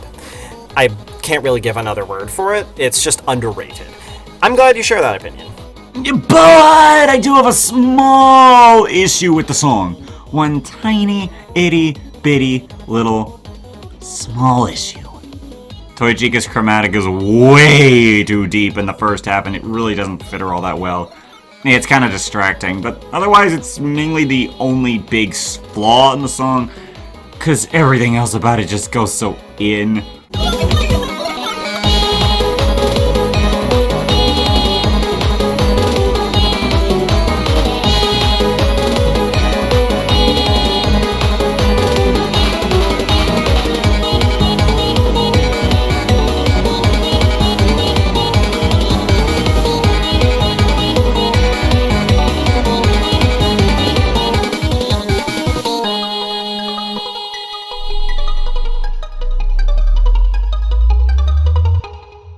They send people to work here, and the animatronics, they walk around at night, and you see, they don't tell you that. Bonnie won't tell you that, but they do. They walk around at night, and not only do they do that, but they actually jump scare you. First to Go is an enjoyable song. I think it's nice and simple, it's super catchy, it works well, it's a good start to Bonnie's week. And although it's not better than the top 20, I still have a really special— Objection! Huh? Wait, what the heck? What just happened? First to Go isn't a song. It's a torture device I created for FNF children who like FNAF. And yet, this court puts it on this list, much less at 21st. Please, by all means, provide a proper explanation. What the hell is even happening? Also, when did we get into a courtroom? Objection! This isn't a courtroom. This is actually a beach in the Bahamas. And objection! This beach isn't actually a beach in the Bahamas. It's actually Neonite's channel homepage, and this is a ranking video for the Versus FNAF series of mods. Now, let's stay on topic. First to go, from my careful analysis, has committed many crimes, many of which I believe it should be imprisoned for. First, it clearly lacks length. It's short, no other way to put it. How does the defense plead? I mean, you're right, it definitely could be longer, but I also don't really think it's not exactly suffering from its short length, it's just potential that hasn't been fully realized, I guess. Secondly, the song lacks a wide array of melodies. It's just repeating the same underwhelming ones over and over and over. Compared to the Fazbear, Midnight Snack, and Pirate Adventure, it has no contest. How does the defense respond to this allegation? I'm not gonna say that the melodies are better than songs I've ranked higher. Personally, I don't find it repetitive at all. In fact, I've never heard anybody describe First to Go as repetitive. Well, thirdly, the instrument quality is far worse than the other songs in the mod. How about that? In what way is the instrumental quality worse? If anything, this is one of the more solid instrumentals. There's nothing really wrong here. Bonnie's guitar sounds really good in this song, and it pairs super well with the guitar that's also in the instrumental, and it all adds into being catchy. Fourthly, I feel that First to Go has a large amount of missed potential. It could have been this fun, flowy Mexican Western themed dance song. You can feel that it's almost there, but it falls short in every aspect. I will ask the defense what they would actually do to the song to achieve the artist's original vision for it. I mean, sure, you're not wrong there, actually. It could be more unique and... well, actually, now that I'm thinking about it, that's more reason to like the song. There's so much room for improvement into different directions. It's like a blank template to make a whole new masterpiece from. Almost like you could... how do I describe this? Like, take a plain glazed donut, right? It's good. You wouldn't say no to having it. But at the same time, there's so many different ways you could add to it, and then it makes something even better. Alrighty. That's actually quite an interesting way of approaching it. I agree with this take. But finally, I have one more point. Why does First to Go get referenced in so many other songs that are far better than the original, despite First to Go being mediocre at best? Yes, that would mean it does have potential, but that also means the song is worse than all of the others. How does that play out for you? Wait a second. Objection! You just proved my point! That First to Go really is a great song. You just admitted yourself First to Go was referenced in multiple other songs. This means that you know somewhere in there that there are good melodies here and that they are catchy, and hence they get referenced through the series. First to come to mind for me personally would be something like, Ramager or Endo Revenjo, means that you know it really is a great song with super catchy melodies. Does it live up to all of its potential? Maybe not. I will concede that you're right there. However, I think for what it is, it's extremely catchy and a very fun song that I get some very consistent enjoyment out of. Take that! Fine. I'll concede it then. You have good points. Not enough for me to move it up any higher than D, but enough for me to feel comfortable enough that you aren't mentally ill by putting it this high up. Now, don't go pleading insanity, Neo.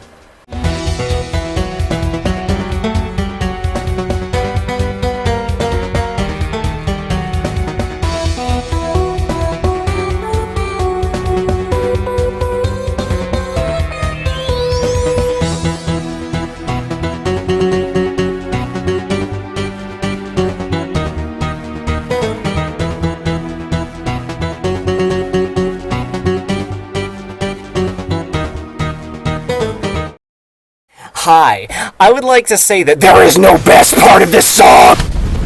Imagine being the biggest living creature on Earth, you know what I mean? Can y'all imagine that? You don't have to imagine it, sadly. Yeah, you're banned. Have a good night. Alright, Neo. Why is Skyhacked this high? It's good, but is it top 20 kinda good? Cause I love this song. Basically take everything good that New Friend and Hijacked had and crank it up to 100. I adore Sun's vocals in this song. His chromatic works incredibly well. And also, much to my own surprise, Moon doesn't sound half bad. But most of all, the thing that I love most about this song is the melodies. They all sound amazing.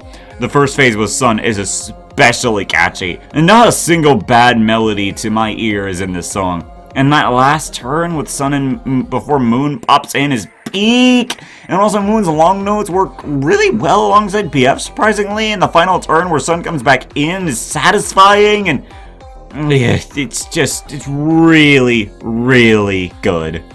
Skyhacked, in my opinion, is a beautiful mess.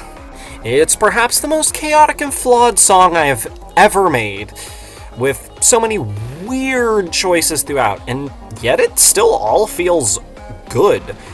It's like a soup pot full of delicious ingredients and awful ones too. For some examples of awful ones, the difference between Sun and Moon's vibes feels completely different in my opinion. Highlighting a difference is fine, but this doesn't feel like an intentional difference, just poor planning. The Moon voice is, of course, still terrible, marring his part further, and also I feel the length really betrayed this one, like it could have been longer and it could have felt more like a finale. What? You didn't hear my praises yet, though. This song feels climactic in all the right ways. It's a beautiful finale to my favorite character in Security Breach's week. It's also one of the few cases where I tried out something with this drum and bass style and it sounded good. Skyhacked is probably my third favorite song in the mod, behind Giant Enemy Spider and, Idiosyncrasy. We'll get to Giant Enemy Spider soon, don't you worry. While it has many flaws, the fact I didn't fix most of them in the remix shows that they give this song a lot of character. No, they don't. But, the song is still good, so I didn't have to fix a lot of the stuff, basically.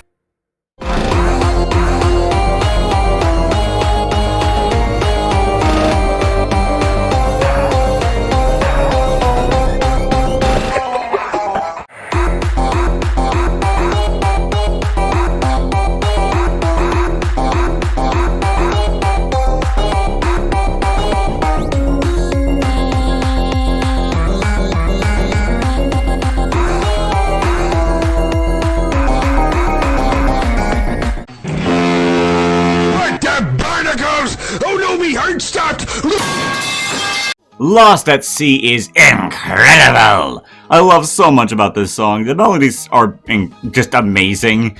The beginning phase feels like a proper piratey theme, and the latter half of the song not only captures pirate, but also pirate fight. The instrumental is also really, really good. It really sounds like it came straight out of an arcade video game. Oh, and the duets are also super good, and the JoJo reference at the end has no right to go so well with the rest of the song. It's amazing. But then there's my biggest issue, which it's the compression. It does kind of kill some of my hype for the song, sorry. Not by much though. In fact, for most of the song I'm pretty unbothered by it. Where it bugs me is Foxy's high notes, which just don't sound very good. Like the bass notes and the normal notes and even the low notes, I can work with those. They all sound even decent with compression. But when he's singing a solo and it hits the high note, it's irritating ever so slightly. It's still a banger of a track though that I cannot get enough of. The concept is hilarious too. Foxy out there just gaming with BF. That reveal the first time I saw it, it actually made me laugh audibly. It's so charming. Speaking of charm, I love how well the song captures Foxy personality with all of the voice lines and laughter. Super nice touch. This one starts out in 3/4 time, getting a waltzy vibe, which also gives it that pirate feel. I listened to like 200 minutes of pirate music straight while thinking up the melodies and structure for this first part. It was just on in the background all the time for me. And it all carried into that first drop, like, it all just came together. That drop is like seeing a delicious pie sitting on someone's windowsill. You just get the urge to turn into a pirate and steal stuff. What the heck is that analogy? You can't deny that the drop awakens a new level of musical enjoyment in people. It's just that good. After the hype dies down after that whole part, you just hear the ship's bell and choir leading you into a slower segment, mimicking the start. It does have that repetition, which I know some people have cited as an issue, but since the finale is slightly different and has more hype to it, I personally think it's fine. If it just repeated without any changes, I'd see it as a problem. But not like this. And then closing out the JoJo reference. I don't even watch JoJo, but I really love the music, so it just worked. It's got really, really good leitmotifs, which I was just like, you know what? Let's just throw those in there.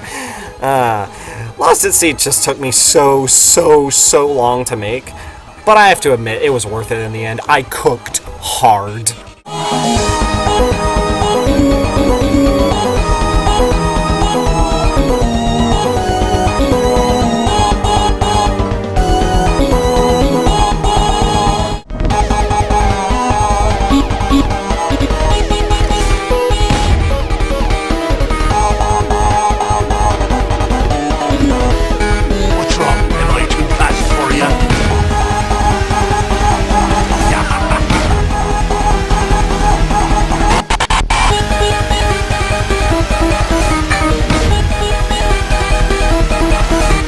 This will be my new bop when I write scripts. Oh, here we go. Well, Daycare Deathtrap's out of songs now. Music Man! It is so fitting that he has the best song from that mod. The whole beat is one big, clean bop-off. BF's melodies sound amazing, the instrumental sounds amazing, the incorporation of Matt Pat's Music Man is genius and makes the song ooze with charm. A good solid banger that I can just jam to no matter when or what. What a legendary song. There's so much to say about this one. It's got a funky beat, this wide, spacious feel, vibes similar to Music Man's awesome theme from the game, amazing mimicry of dubstep without all that obnoxiousness that comes with the genre, and references out the wazoo, and wow, that Unfixable section followed up by the ending with the FNF backup voices, that drop is some peak stuff, and all that without an enemy voice. Also, when I say references, there are actually quite a couple of them, especially to a lot of non-FNF songs that I also enjoy, such as stuff from Kirby and other FNAF songs besides Unfixable. Not really seen anybody find these, so perhaps you guys can spot these on your next listen. I know you definitely want another listen, don't ya? Go on, pause the video, go and listen to the whole song again. Come on!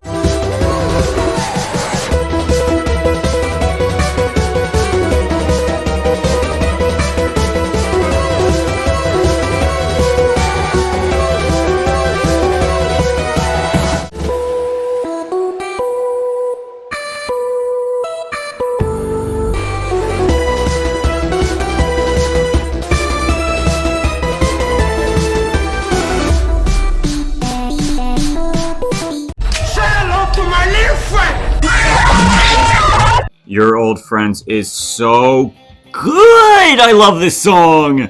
Let's ignore the fact that it used to be my favorite of the 3 finale songs of versus FNF 2 and it's now my least favorite. Let's just talk about how good the song is. Withered Bonnie's Face.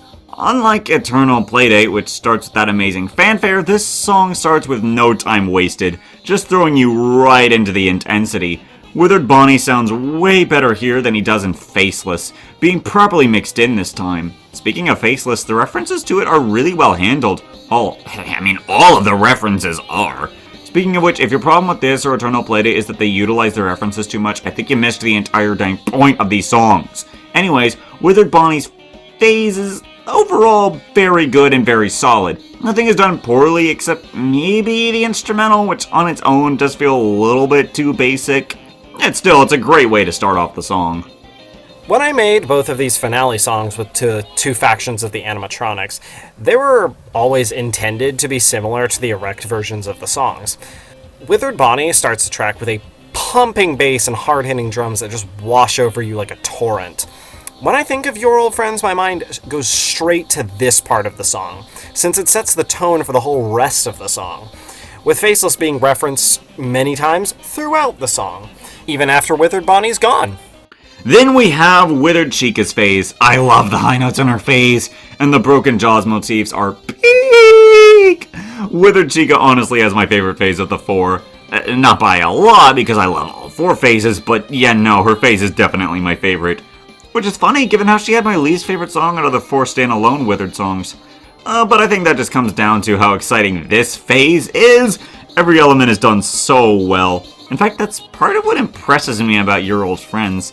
Every issue I have with the original Withered songs is basically fixed and improved from the original songs. That's not only impressive, but just generally really cool. The trap breakdown steals the show here. I normally hate trap, but when I accidentally plugged that drum line in there, everything just clicked. Chica's phase got transformed as I changed everything around that part. Broken Jaws is awesome, I love it. But this part is just so heavenly. It's like a tier above Broken Jaws. Repurposing every part of it to turn it into an intense and scary thing rather than a spooky kind of thing. I guess it's kind of the same, but this one's more intense, okay?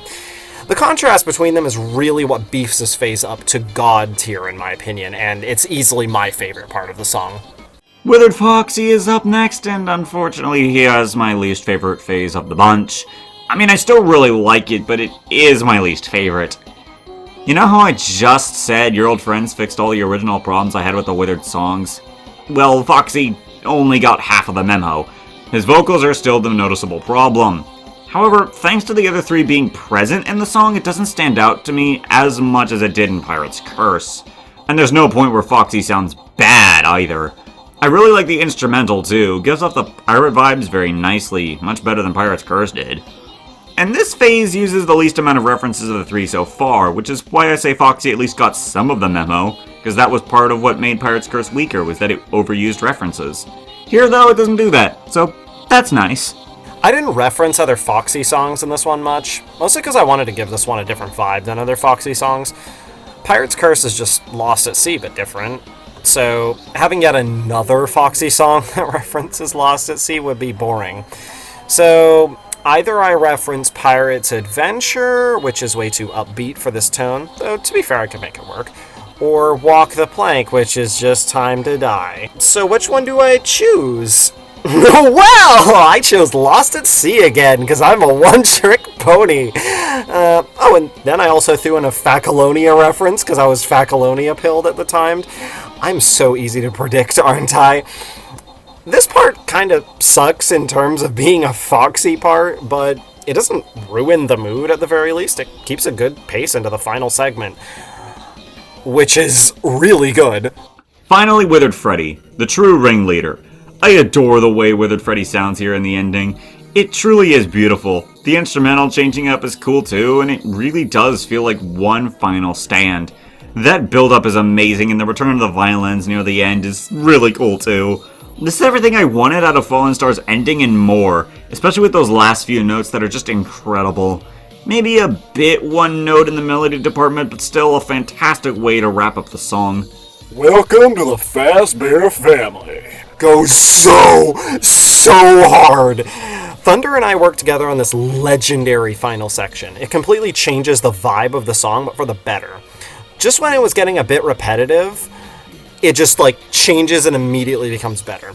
Now, I will say it doesn't really feel like Fallen Star, but it fits with the song and uses the melodies from Fallen Star just way faster. It just works, by going faster, it just ups the pace and makes it feel like a finale. I really don't have an inkling about how it does work, it just does. Now to address why the song not only finds itself out of the top 15, but even below Eternal Playdate and Golden Vengeance. Well, in my defense, all three finale songs are incredible, but I feel like consistency-wise, this song is not as consistent by comparison to the other two. Still a great song, I just think the other two have a lot more that I can enjoy. And trust me, I was not expecting to have such a massive shift in preference, but the fact that it's coming from me of all people, you know that this was not an easy call for me to admit. Oh, speaking of Eternal Playdate.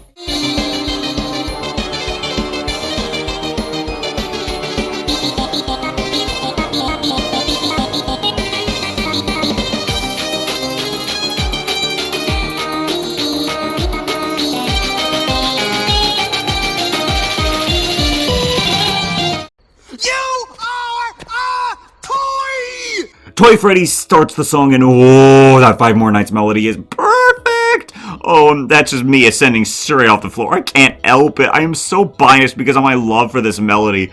Toy Freddy also sounds amazing here, better than any other song he's utilized in. And I adore the little join the band reference that sneaked in too. That's great. I just love the opening for this entire song. It's so good. The fanfare does every bit of justice that it should. The instrumental is simple yet really well executed. Everything just sounds awesome. I think this phase alone made me like the song a little bit more than Your Old Friends. Although that being said, the other three phases also had a hand in that.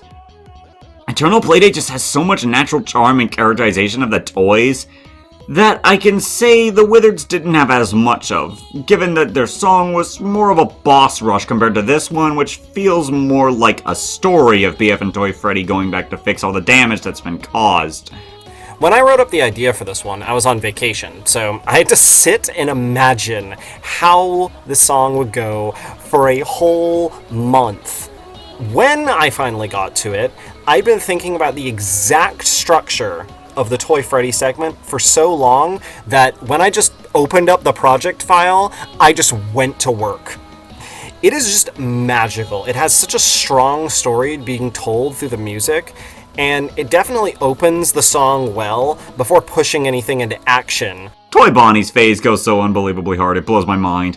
The Hop to It reference especially gets me jamming. Not to mention how good Toy Bonnie and Shadow Bonnie sound together. 10 out of 10 chemistry. Speaking of chemistry, Toy Freddy and BF sound so good together! Sure, the Puppet and BF make a better duo, but Toy Freddy still plays alongside BF in an incredible way. I just really love it. Everything works well here. This part is probably my least favorite. It just kind of doesn't hold on to Hop to Its energy well enough, in my opinion. It feels like it's trying too hard to be menacing without having the charm that Hop to It has. And the build-up is so awesome, but then the drop at 1 minute 57 just doesn't have a crash symbol. What am I doing? It's got no impact, and that part always bugs me. I swear, man, it was bugging me back when the song first dropped. Toy Chica's phase. I adore the pecking order reference, and the bit with the long notes is so satisfying. The instrumental is also just amazing, and even at its best here in this phase. That being said, this is probably my least favorite of the four phases, despite the fact that I still really like it. It has the least to offer for me personally.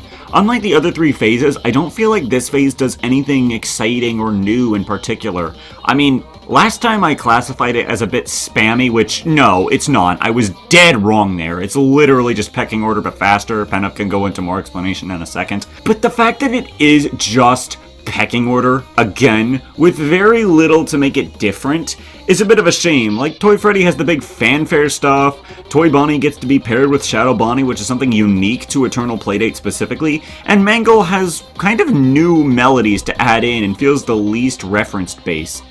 Meanwhile, Toy Chica just feels like she's just sticking with pecking order, which is fine. It's a great song, obviously. You heard how much I loved it. But it does make Toy Chica's phase my personal least favorite, despite the fact that I still think it is a very strong phase. And on the flip side, this is my favorite part. Toy Chica's melody is literally just 28 BPM faster than pecking order. It's still recognizable as Toy Chica's melody. It's just catchy still, and it still makes me groove like crazy. I really like the heavy, almost grungy vibe this one harbors. It has this gravelly tone with a lot of sharp edges in the instrumental. It's like it's saying, I'm gonna pop off whether you like it or not. And then Toy Freddy, being the main man that he is, helping out his friends, giving Chica back her beak. He probably punched BB in the face to get that beak back. To be fair, that little creature probably deserves it. Finally, Mangle's phase. This is an amazing way to conclude the song. Mangle's chromatic works wonders here, having so much range, and Toy Freddy and BF sound really good against Tear here. The tension is at an all-time high, it's just a good final act. Too bad the Cerberus reference isn't really doing a lot for me. I still love this banger of a song, and it does beat out Your Old Friends.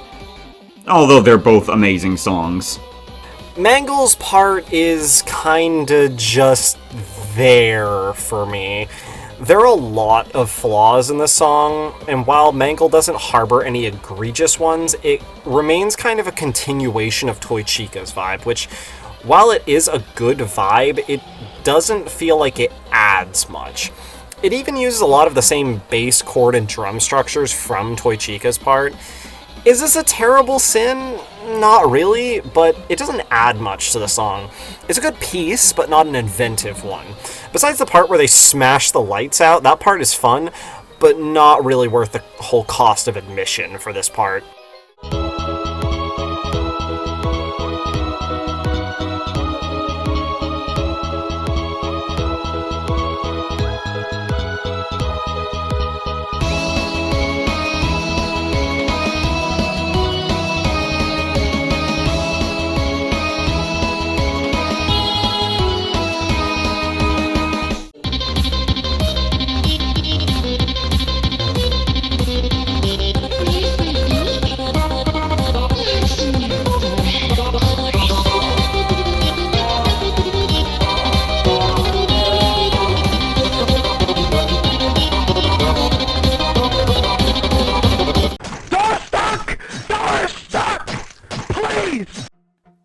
Shut the Door is one of the most loved songs for a reason.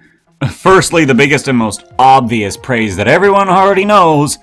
Bonnie's electric guitar sounds perfect, and the main melody is also incredible. These are obvious pros to Shut the Door. You don't need me or Penove to tell you that. Anyone can figure that out in about 20 seconds of listening to the song. But I'm sure you're wondering, why has the song not ranked even higher, as a lot of people would probably rank this in their top 10. Well, first of all, the competition was brutal, and the smallest things influenced each entry. And in Shut the Door's case, a couple small things led to this. For one, I think the transition from the Living Tombstone to the ending could have been handled a little better. Actually, all the transitions are a little too basic, especially with the song doing what Rummager did but twice, fading out and then returning. Granted, it's not as bad as it is in Rummager, but it's still not a positive of the song for me. That and the instrumental is nothing special.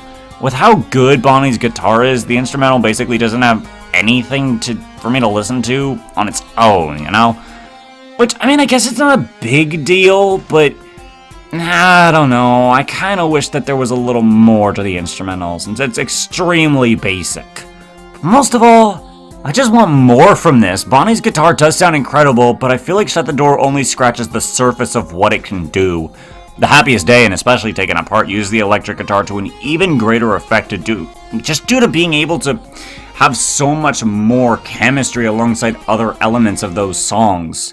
Now, with all that criticism aside, I do want to remind you guys, this is a great, nay, amazing song. Bonnie's guitar has more power in it than almost any other chromatic, if you can call it that, from this series. And the melodies are still very, very good.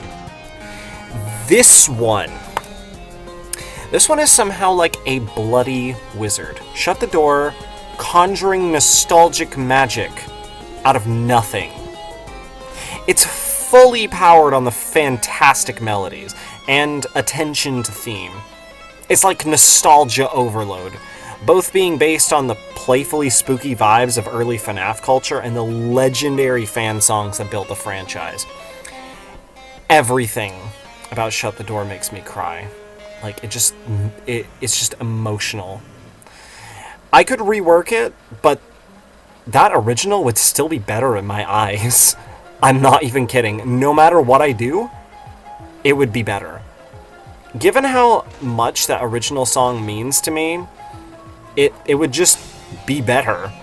It brings up a core memory of mine. I remember going online to find Roblox games, looking to hire me to make music for them.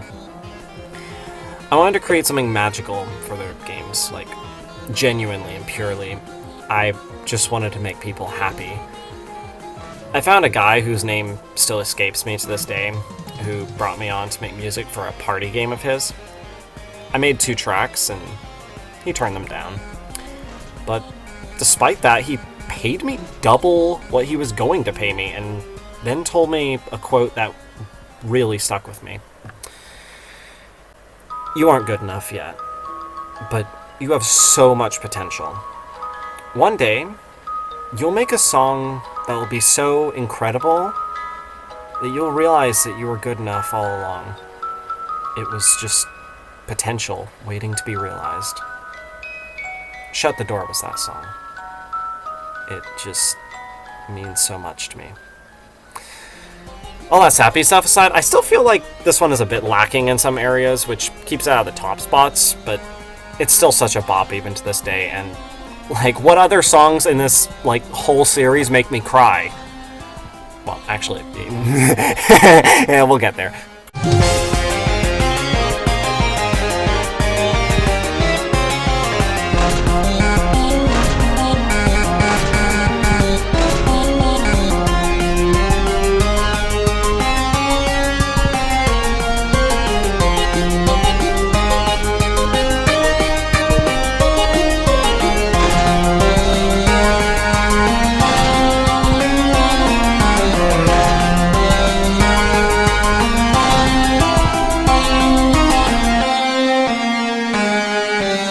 Dude, are you real? Dude, I think I am. If you are a totally real hater, get out. Just get out. This is a place where only the true connoisseurs of music can reside. This song is pure fire, and I will die on that hill 100 times if I have to. Phantom Bonnie's vocals are just so good. They capture what I see Bonnie sounding like better than any other chromatic I've heard on him in FNF. Good on ya. Then there's Salvage. It captures his design super well. Better than if it was just some random synthwave. Salvage's voice isn't one of the best from the mod, I'll admit that. But I do love how much it contrasts Phantom Bonnie. It just makes sense from a music and character standpoint. And then there's the instrumental. To quote something Jay said in the comments of the song that really summarizes how I feel, the music style is unlike anything else in the mod in the best way possible. The industrial style is not really used in FNF songs very often, and I think he executed it super well, Penove. And the melodies go in perfectly with the song. And the instrumental, the beat drop is so good! Yeah, this song was 100% making it high on this ranking. It was never even like a sidetrack thought in my head. Like, even though there are better songs, this one holds a special place in my heart, and in my humble opinion, is the second most underrated song in the entire series. Totally Real is perhaps the most funky song I've ever concocted in Friday Night Funkin'. It is just a straight bump all the way through. Like, it's just bopping and bopping and bopping. I just feel invigorated every time it comes on. That slow start into the arpeggio, and then the drums just, they hit, and the bass starts vibrating, and the hoaxes just start singing, and I am quickly jamming my butt off. Also, shout out to 138 for being one of the best build-up and drops I've ever done. It's like synonymous with the song for me. Honestly, Neo already gushed so hard on this, and I agree with everything you've said, Neo. It's underrated indeed. But you said second most underrated. What's the most underrated? Number 10.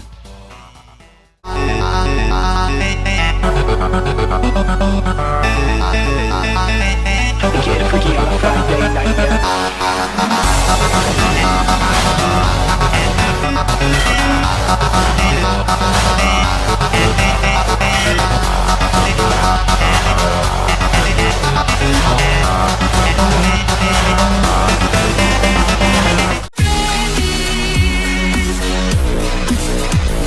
Inside the Shell is so good. Oh, I love this song! Where do I even start? Like, okay, when I first saw this mod, I was worried about the song quality, given that the old vs. Freddy mod was really bad. But then the Fazbear raised my expectations, and Inside the Shell instantly blew me away. The start with the instrumental really had me intrigued, and then Freddy's vocals kick in, and I am instantly jamming to this beat. The entire instrumental is just really good. And then the duet comes in, and I am full-blown dancing to the melodies. Oh, the song takes a bit of a breather for a moment, and then I start wondering to myself, hey, I wonder if any of these songs will have cool references to popular FNAF songs. Then the Living Tombstone kicks in. The impact it had on me the first time was like no other song I can think of in FNF. And this was the very first song in the series to pull the big reference out like this with so much fanfare, and honestly, I think this song has the best fanfare motif moment maybe in the entire series. It's just that perfect. My only real issue with the song would be the transitions from melody to melody. Some of them can sort of just change in a bit of an awkward and clunky way. Like Totally Real, Inside the Shell has a very special place in my heart. This song is special to me just because of the impact it had on how positively I see the series as a whole.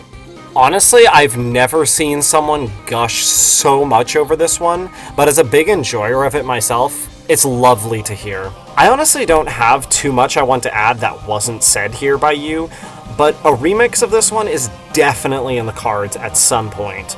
I just want to blow everyone away with this one because I think I can. Also, little fun fact, this was originally supposed to be the opening song, but I moved it forward because Poria and I agreed it was too hard for the first song of the mod, difficulty-wise. Honestly, I agree with that. The Fazbear fits the opening so much better, but this one is a perfect follow-up to that.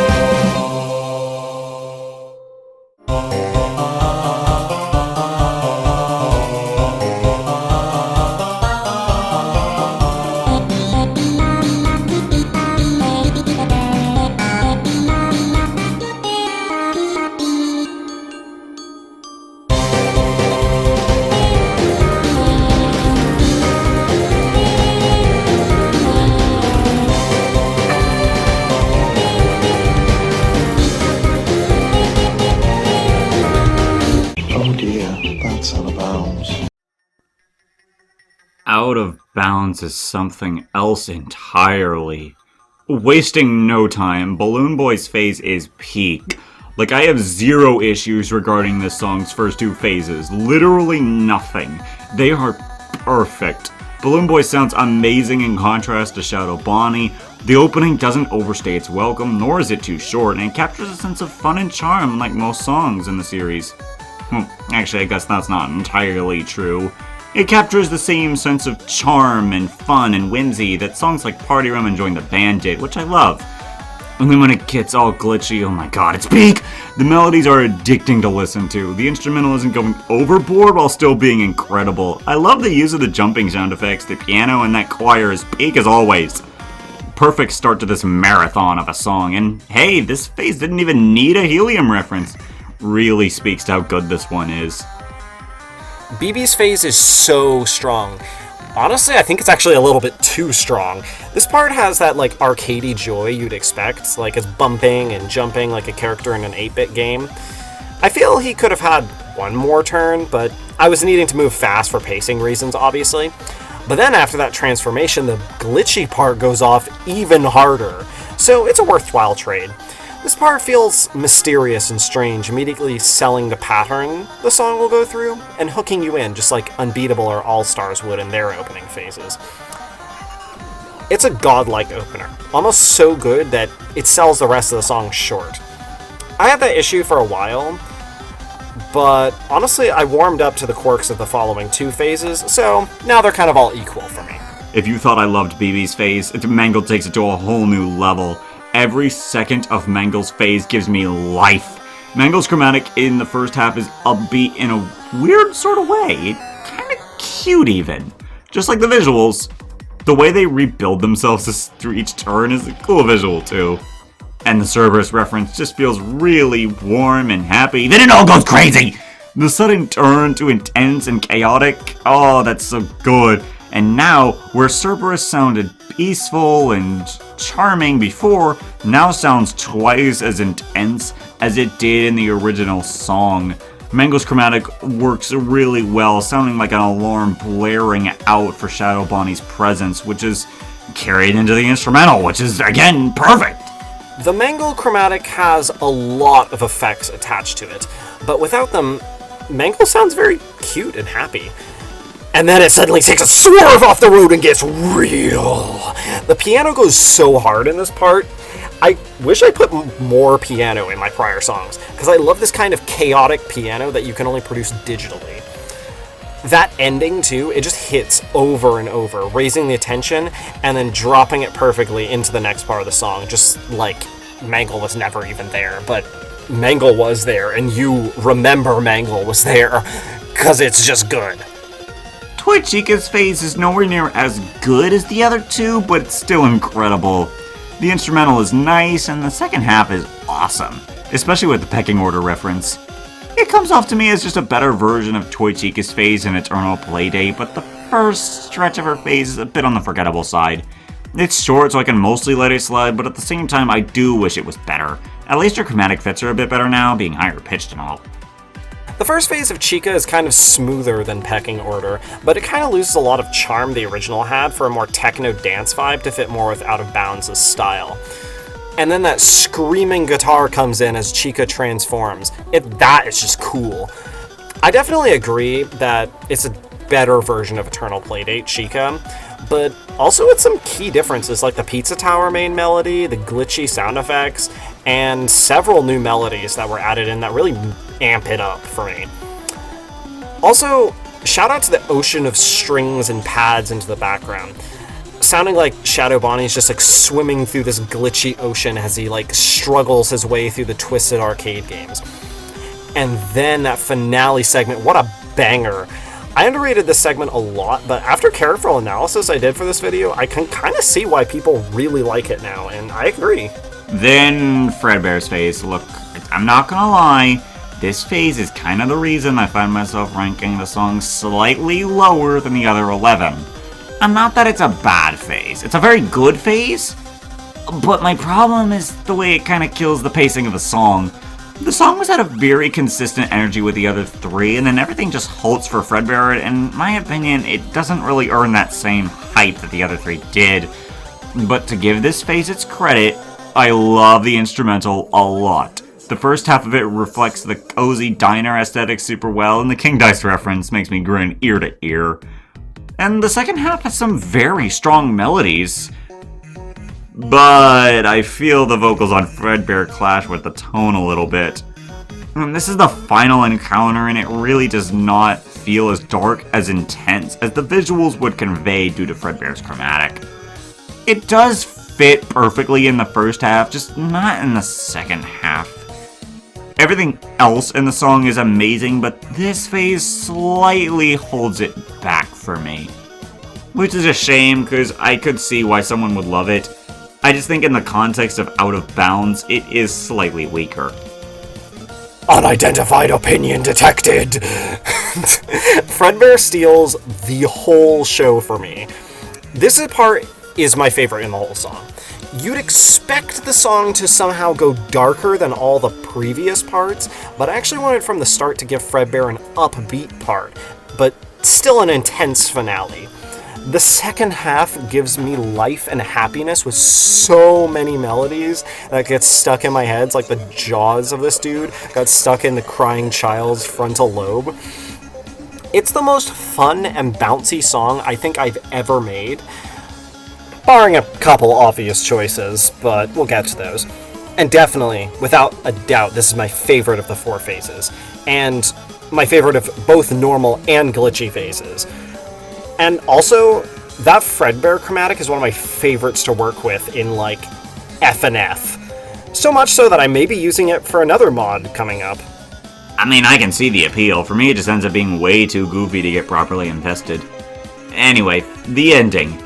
Pure perfection. Charlotte's voice is beautiful here in the ending. The references are incredible and feel like the ultimate conclusion. And, oh, that instrumental is actually, without a doubt, the most beautiful thing to come from this series. It is so good. The orchestral build-up to those final notes gets me feeling emotions I didn't know I could feel. And then once the vocals stop, that final bit of music in the very end that was super subtly playing in the background comes into focus. The spirits finally laid to rest, able to move on and be at peace. Finally, they reached their happiest day. A perfect ending for an incredible song. The fact that I almost didn't add this part to the song. This is a magical ending. Like, genuinely one of the greatest endings to a song I've ever done.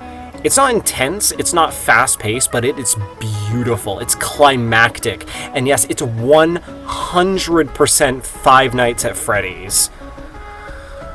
Oh, it's pure. It's from the source. There are no words a review could give that would allow you to understand it fully. Please, just listen to it. Listen to this whole song. It's the ending of this fantastic series. Well, almost, if there wasn't one more plot thread left.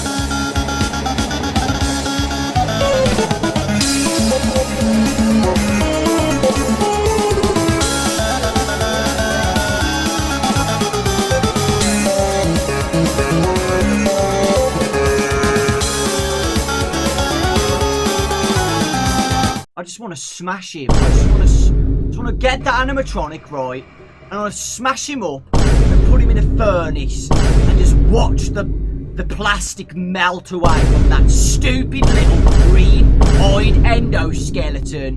You stupid little rabbit. Hop 2 is a banger, simple as that. The melodies are super catchy, Toy Bonnie's chromatic fits him super well, and although it does take a little getting used to, once it clicks, oh, it's so satisfying.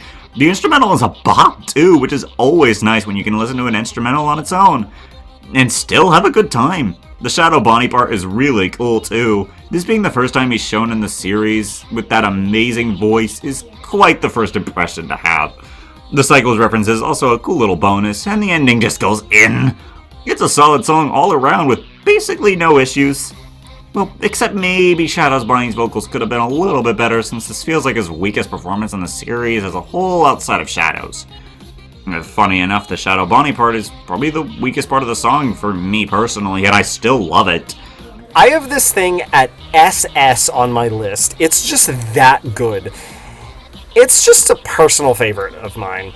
And while I can totally get it if you, the viewer, don't like it, or if you think Toy Bonnie's chromatic is garbage, or you don't vibe with the heavy kicks, or whatever your issue is with it, just know we aren't friends. Kidding, but tell me that Cycles reference isn't good. If the Sonic EXE fans can enjoy it, you can too. Actually, wait, that's a terrible metric to judge it on. Either way, the melodies are something else. Like, there are some really good melodies that aren't necessarily catchy, and vice versa, but Hop To It has both, and a funky beat, and the staying power too. It doesn't have any problems playing in my head when I hear the song's name. That's just good music for you.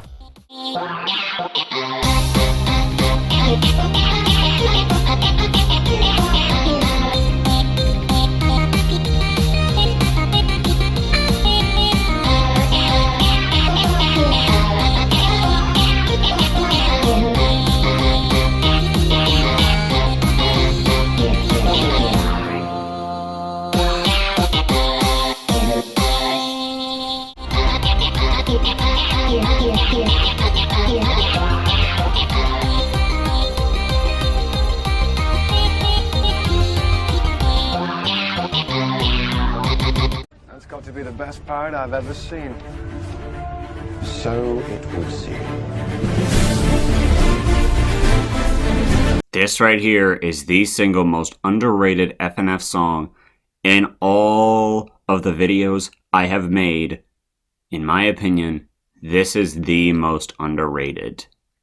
Time to explain what makes me love this song so much, to the point where I ranked it as my number 10, and trust me, there are a lot of reasons. Foxy's vocals are peak in this song. This is his best vocal performance in the mods, period. Don't you mean second best? Did I stutter? Guess not. Okay, in fairness, Taken Apart is his second best performance. I'll give it that. But for Pirate Adventure, my god, it's just so good. His vocals feel like they were made for this song. Not to mention his chromatic is one of my favorite chromatics to come out of the fandom. The instrumental perfectly reflects the piratey nature while also mixing in the FNAF and Friday Night Funkin' style. It's a marvelous and amazingly catchy blend. The strings and trumpet go so well together, making this heavenly blend of music that never gets old, and Foxy's vocals on top of it only makes it even more satisfying. It's part of why I love Foxy's Week so much altogether, and Pirate Adventure in particular sticks out to me harder than the other two did. And the main melody, that is one of my favorite melodies to come out of any song ever. It is stuck in my head rent-free and I don't mind one bit. And the Dying of Fire reference is amazingly added into. And although in the context of Versus FNAF 1, maybe it doesn't fit in as well, hearing it again and taken apart all that time later made the whole reference come full circle, and oh, I love this freaking song so much! My only problem, the one thing holding this song back from getting even higher is... this song is way too ding-dang short. The small pause also doesn't help. I want to love this song so much more, but... it's over right as I was hoping there would be another big beat drop, and it's just, it's so short. I really want more of this one. It makes me sad how perfect this song was, only to barely end up not reaching 2 minutes long. That hurts me on a level I can't even articulate. But if there was ever to be a V2 of this song that would make it even longer and somehow even more amazing, well, I could die on the spot happy. I wonder how I can make this song even more awesome. Oh, yeah. Ultimately, I think the next edition should be longer. I feel like making the first song in each week super short really killed each of the respective songs. Except First to Go, nothing can save that trash fire of a song.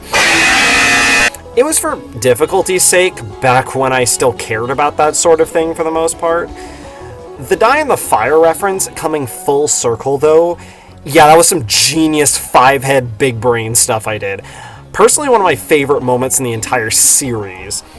Pirate's Adventure isn't my favorite, but honestly, this review bumped it up some spots on my list. It's definitely underrated, and you have really, improved it for me.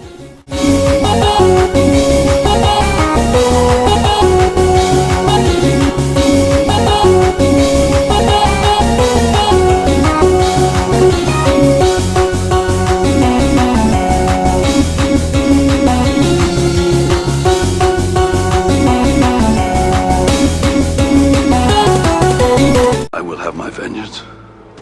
In this life or the next. I get it now. You know what? I want to do something different. So before I talk about why I love this song and my few criticisms with it, Penove, why don't you take the stage first and talk about why you love this song so much?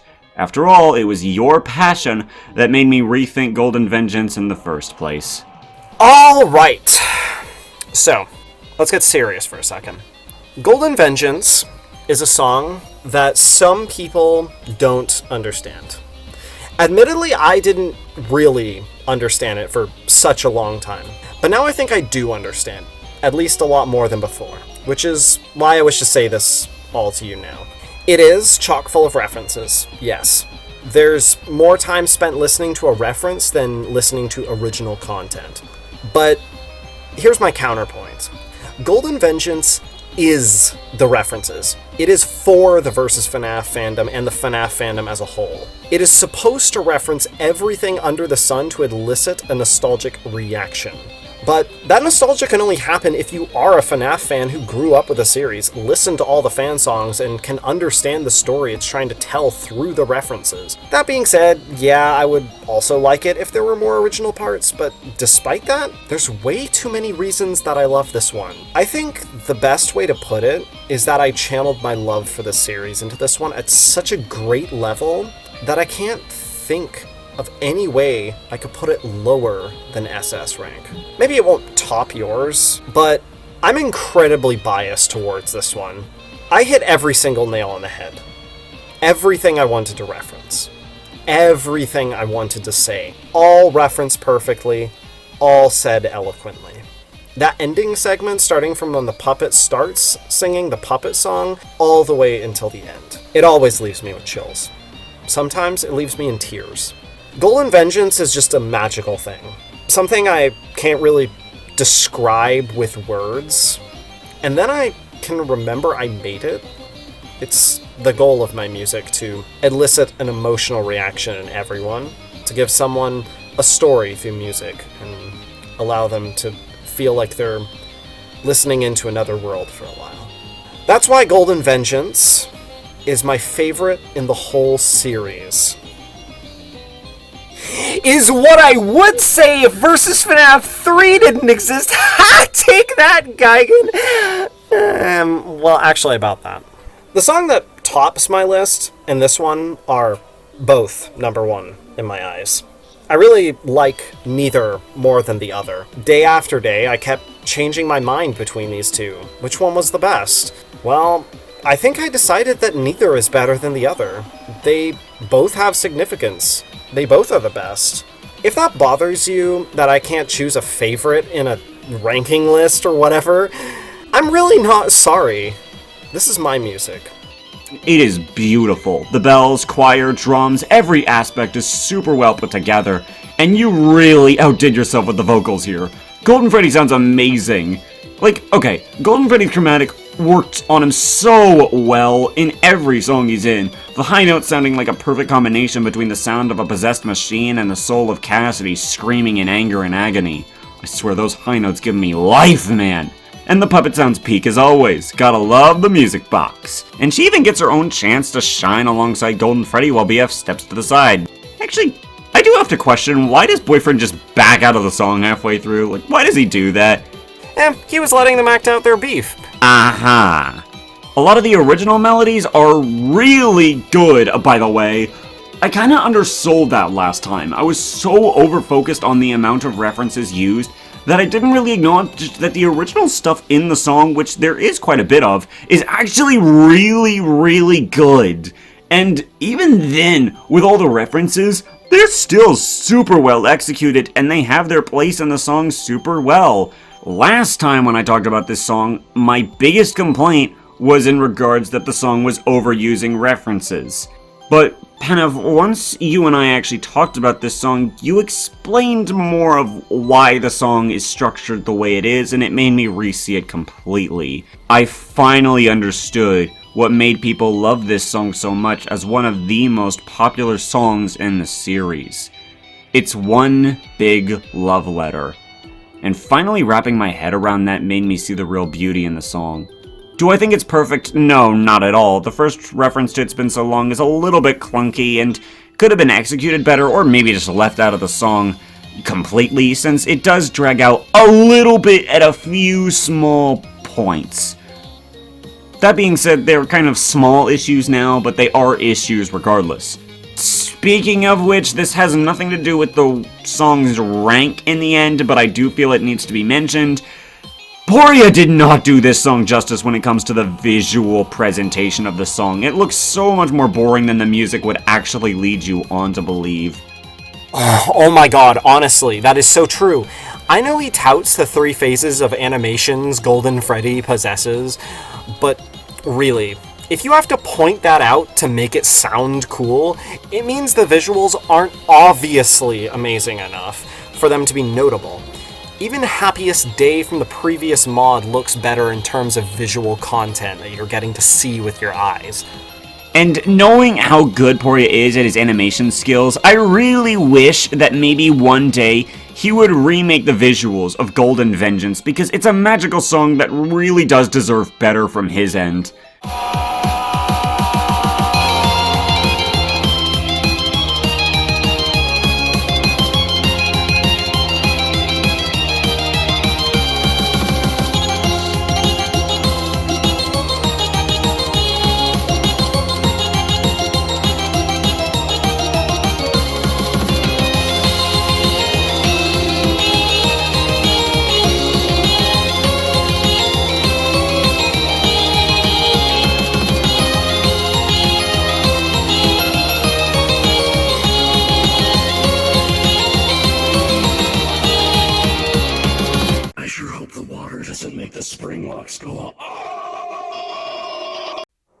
Retribution. This is commonly viewed as the weakest of Vs. FNAF 3's story mode. Which is utterly wrong. I won't say any names here, but yeah, it's fair forever. Although it may not be as good as Taken Apart or Everlasting, Retribution still deserves way more praise than it gets. Even I took for granted just how good it is the last time I ranked this mod. I was so blinded by the hype of Fear Forever's presentation, I didn't even really bother giving Retribution its fair shot in comparison. And now it's time to mend that mistake. This song is amazing! Firstly, Afton's vocals are the best aspect of the song. I love how despite the simplicity, the slide in his vocals carries so much weight and emotion. G really knocked it out of the park with this one. The instrumental is also amazing in just about every way. The references are fun but not too obvious, the melodies are peak, and that ending, oh my godly golly gracious, it is just so intense and amazing. Now, if I had any critique of this song, it would be Cassidy.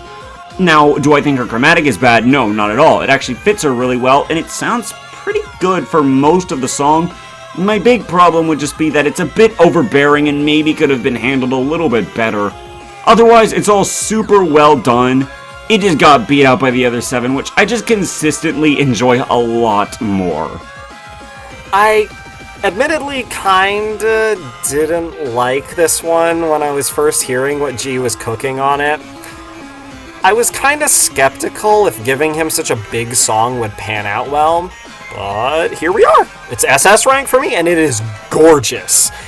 What a fantastic way not only to portray William's fear in the moment, but the build-up to that famous death scene that we all remember with shock and fear.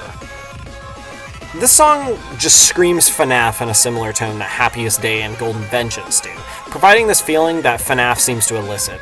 Haunting and fun and scary all at the same time. The tension from those strings playing, spine-tingling chords in the background, really sell this one. Oh, and let's not forget the minigame voice in the background, sounding like it's counting down the seconds before everything falls apart. And it just gets faster in the ending part. That's so smart. So, with all that praise, well, actually it wasn't that much, but I compared it to Happiest Day and Golden Vengeance. Why is it only at the bottom of SS for me? Well, there's too many voices at once in some places. It's very few and far between, but it is noticeable when it happens. And the whole song comes off as messy and rather than chaotic with those, at least in my lens. I think there are still a lot of places where I can understand what is being sung, and those are often the best spots.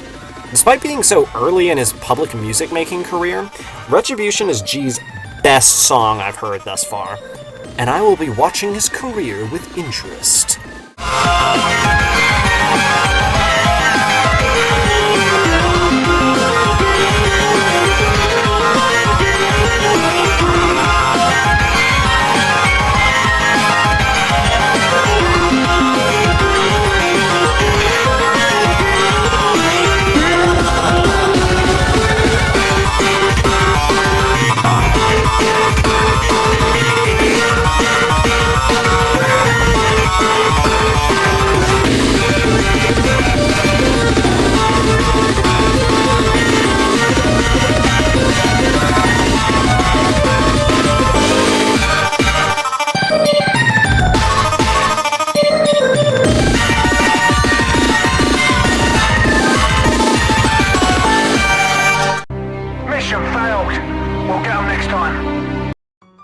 Until Next Time is so good for so many reasons.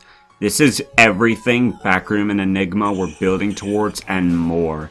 Shadow Freddy's vocals are at the best they could be. Shadow Bonnie sounds clean as always, and the two feel much more properly in sync with each other compared to something like Enigma. The melodies hit really hard, especially in the first half, and the instrumental is incredible. My favorite moments of the song are some of the best in the series. The Shadow Bonnie music box theme popping in, the opener, Shadow Freddy's long notes. It's just an incredible song! Nearly perfect. Seems a bit low for something you are describing as so perfect. It's not perfect, but we'll get there. Right. There is one small reason. And besides just the reason I have for ranking this song only at number 7, you gotta understand, this was a brutal part of the ranking. I consistently went back and forth with some of these songs, but this is my final decision, and the reason why this song isn't ranking higher is because the ending just does not hit for me.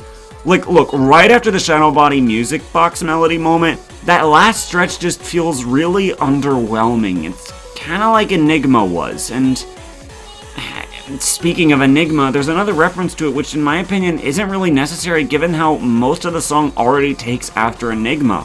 I really wish it just had more originality near the end especially. It just doesn't do justice for how peak the rest of the song is. Alright guys, it's time for my Until Next Time rant. I've been wanting to give my thoughts on this ever since I laid the final note. There are many regrets I have about this one. So many stupid choices. Down to even the name. I'm flooded with comments asking for Versus FNAF 4 now because of that choice. There's so many melodies that are senselessly repeated. So many lazy mistakes I could have ironed out before release.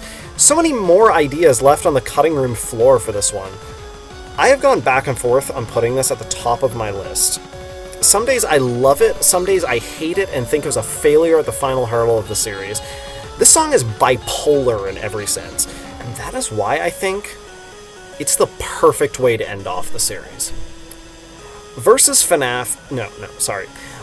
Freddy is, of course, a terrible mod.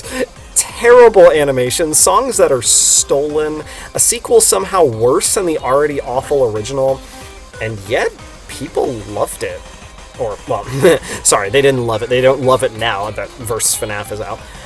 It was enough love for it to somehow get so many downloads.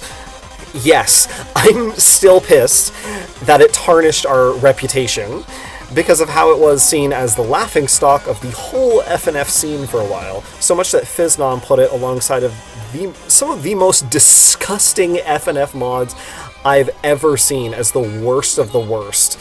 I won't even recount those mods that he showed here. They were that bad. Don't look the video up. Versus FNAF is now eternally attached to Versus Freddy. But, importantly without it, there wouldn't have been a mod or a series. So, was it really that bad? Versus FNAF 1 was terrible in so many aspects. Lazy filler songs in free play, probably the worst song I've ever created in First to Go. Animation errors, loads of bugs that caused it to crash so many times in development. Awful mechanics that really ruined the experience. It was just kind of a mess. Daycare Death Trap had the weakest week ever. Malhair's awful droning, a song I made in literally 3 hours total, and such poor reception that we almost didn't make any more mods afterwards. Versus FNAF 2 had Faceless and Pirate's Curse, both kind of lazily repurposed and reusing so many melodies, even more bugs than the first mod somehow, charting that was awful in so many parts, and a plethora of other issues in development. And Versus FNAF 3 was originally made as a middle finger to the franchise and the fans. It has 5 or 6 filler songs, it has Fear Forever, which is the biggest insult to the whole series, and it caused so much stress and so much infighting and drama that I nearly left the team because of it, like mid-mod.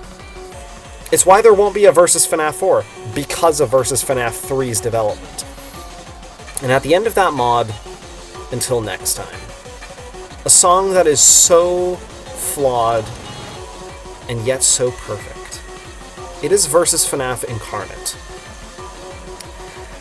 I've always wanted to do an OC mod, but I've always told myself that the story would be bland and nobody would bother playing an OC mod these days, and it would seem kind of self-indulgent. But lately I had a lovely thought about that. Versus FNAF is kind of my OC mod. Shadow Freddy is me.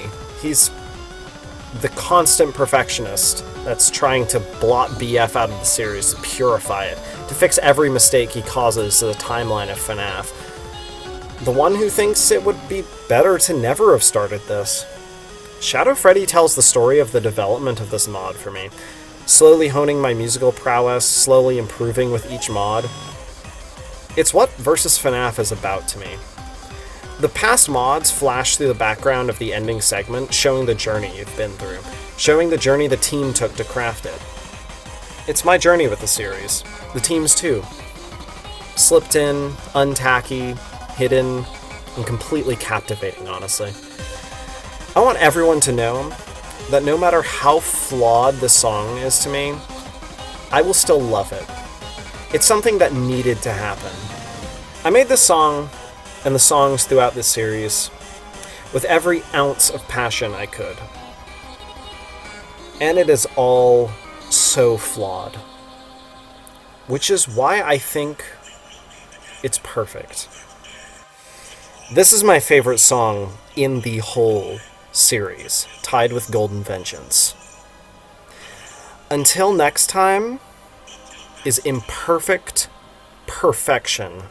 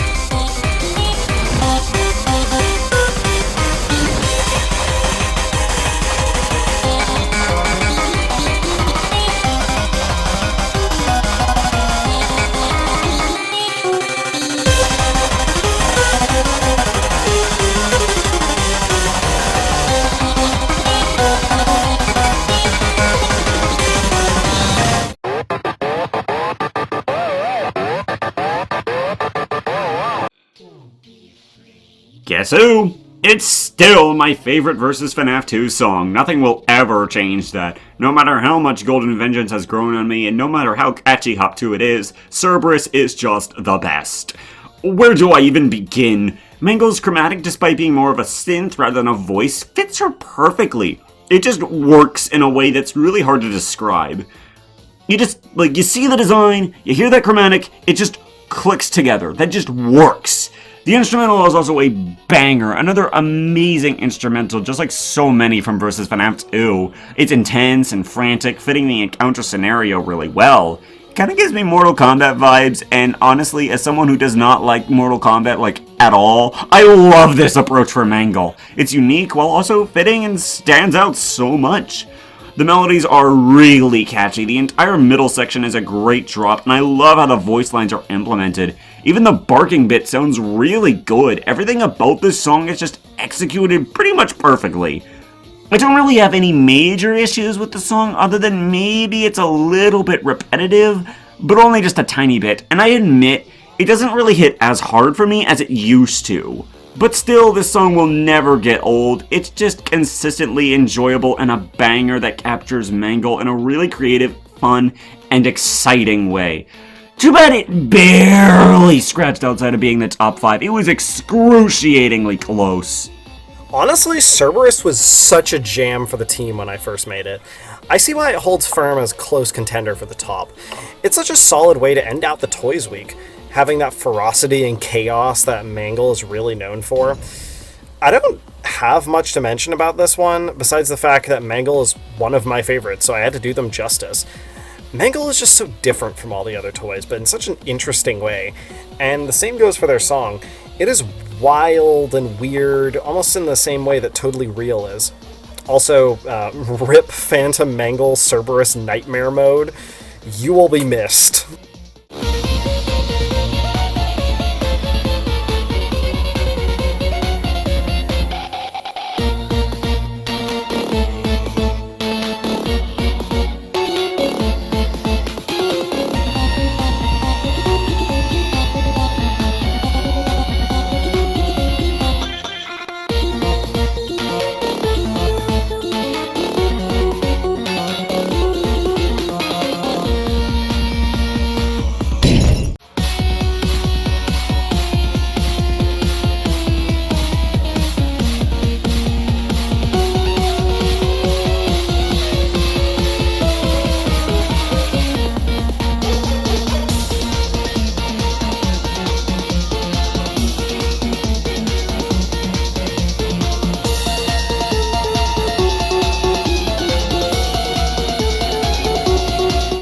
Late, swapping manly stars, and in the morning, I'm making waffles.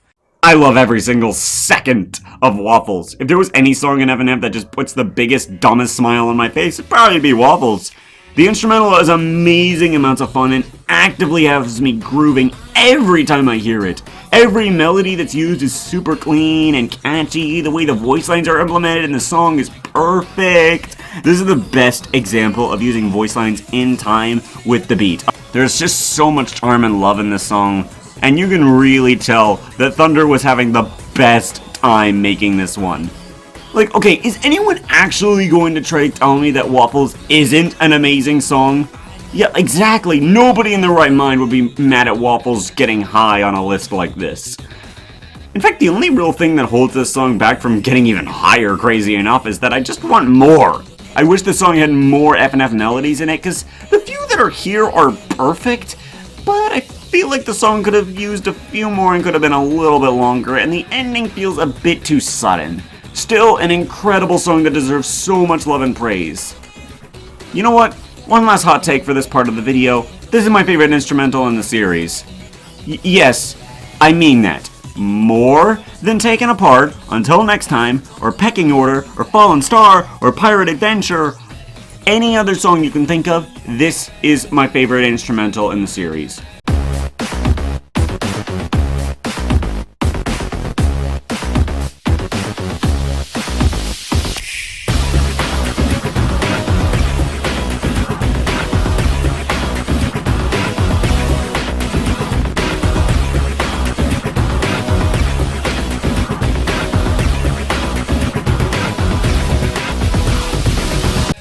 And it's part of the reason that this song ended up at number 5. I literally don't even blame you. Waffles puts me straight into a dance club. I feel like I am on the floor doing breakdancing and jamming my heart out to this one. There really isn't much to this one besides it just being incredibly solid. Like, so solid that it surpasses a lot of other songs in this mod series for me. But, you know, if there's anything memorable from this one, it's the grab him from the freezer part. I swear that one finds its way into my head in the oddest times, even when I haven't heard the song in a hot minute. It's such a funky song and honestly deserves more praise.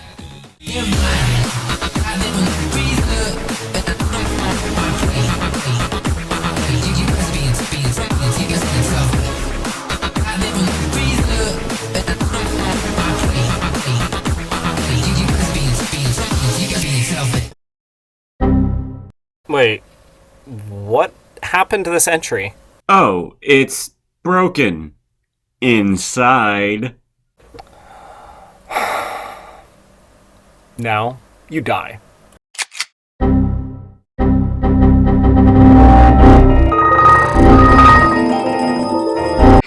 A lot of people love this song, but I don't think anybody would rank it nearly as high as I'm ranking it now. And you know what? I can see why. The song has three main problems, and some people address them and some don't. Number 1, the song is repetitive. Number 2, BF sounds just mediocre. And number 3, the instrumental's too basic. You know what? I think these are all somewhat valid. But I still have this song in SS tier, and I'm not apologizing for it. It's almost like you have a counterpoint for them locked and loaded. Yes and no. Okay, so I'll explain my counters to each of those claims. 1, yes, the song is a bit on the repetitive side.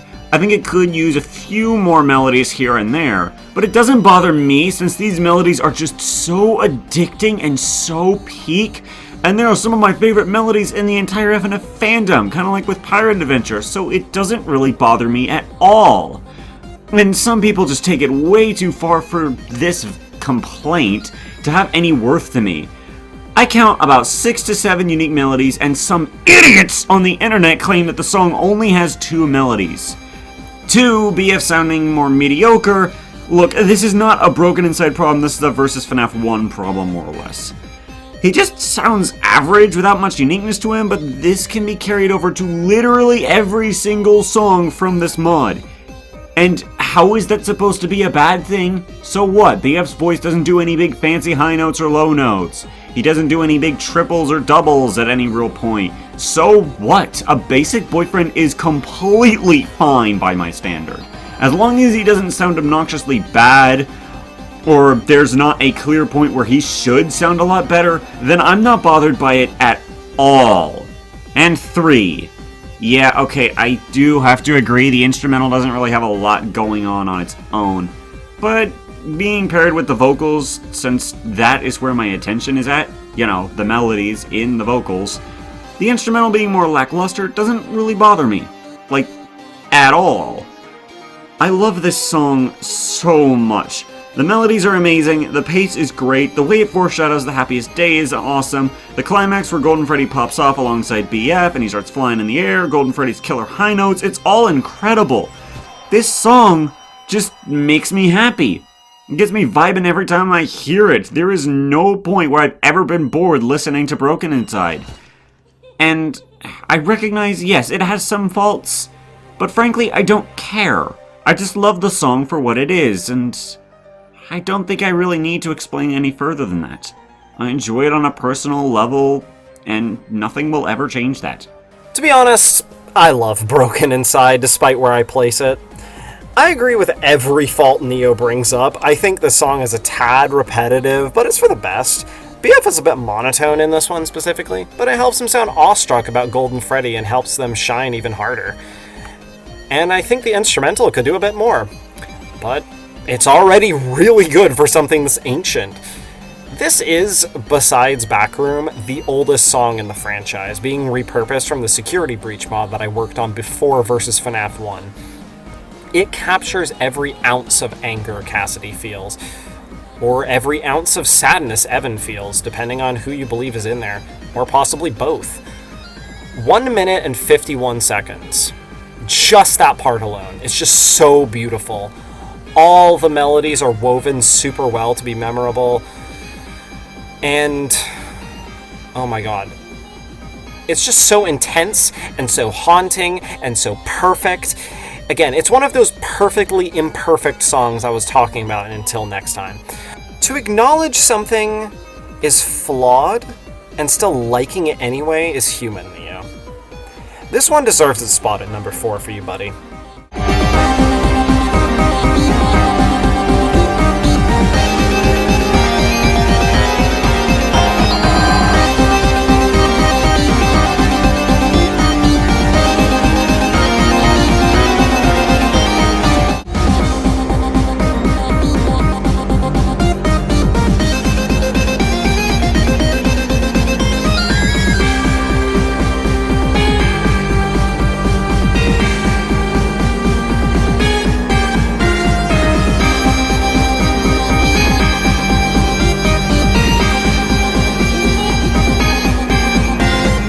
Father, do you know what you climbing through the vents reminds me of? What, Michael? Among Us. Everlasting. There is a lot to cover with this song, so let's begin! The instrumental is peak. I love how it starts like a cutscene piece before the final boss. And then the rest of the instrumental has that same final boss theme to it, while also just sounding amazing on its own. It's great! The guitar and drums fit so well, and that choir makes the tension rise from 10 to 100 really quick. And hey, some of the melodies here in the opener are actually pretty decent. And I cannot go on any further without talking about what might just be the best chromatic in the entire series, Springtrap. It fits him perfectly and complements every second of the song brilliantly. It is quite literally, in my opinion, a perfect chromatic. It works wonders for the song and his character, being raspy and deep, yet still having a lot of melody to it, you know? The opener of Everlasting is often overlooked by everything after it. Thunder created the perfect blend of intensity and menace, while holding back the big guns for the sections after the lyrics. The frantic pace is still clear, and every part feels unique, especially with the visuals to back up the audio. Of course, we never factor those in, but I feel they do a great job in making the 3 intro segments very distinct in your memory. The intro is super underrated, but of course it is, by design, lesser than the rest of the song. And on the topic of the chromatic, as Neo said, it is definitely one of my favorites. It's mixed so well into the song, and it's a huge step up from every other Springtrap chromatic in existence, in my opinion, including the older ones we used for this mod before settling on this one. It took a lot of effort to get it right and make William the best Afton we could, but I think we really made something that was everlasting. I wrote that. I wrote... Now we talk about the lyrics, which, I'm not gonna go in depth here, because if I'm being honest with you guys, the lyrics are just kind of there for me.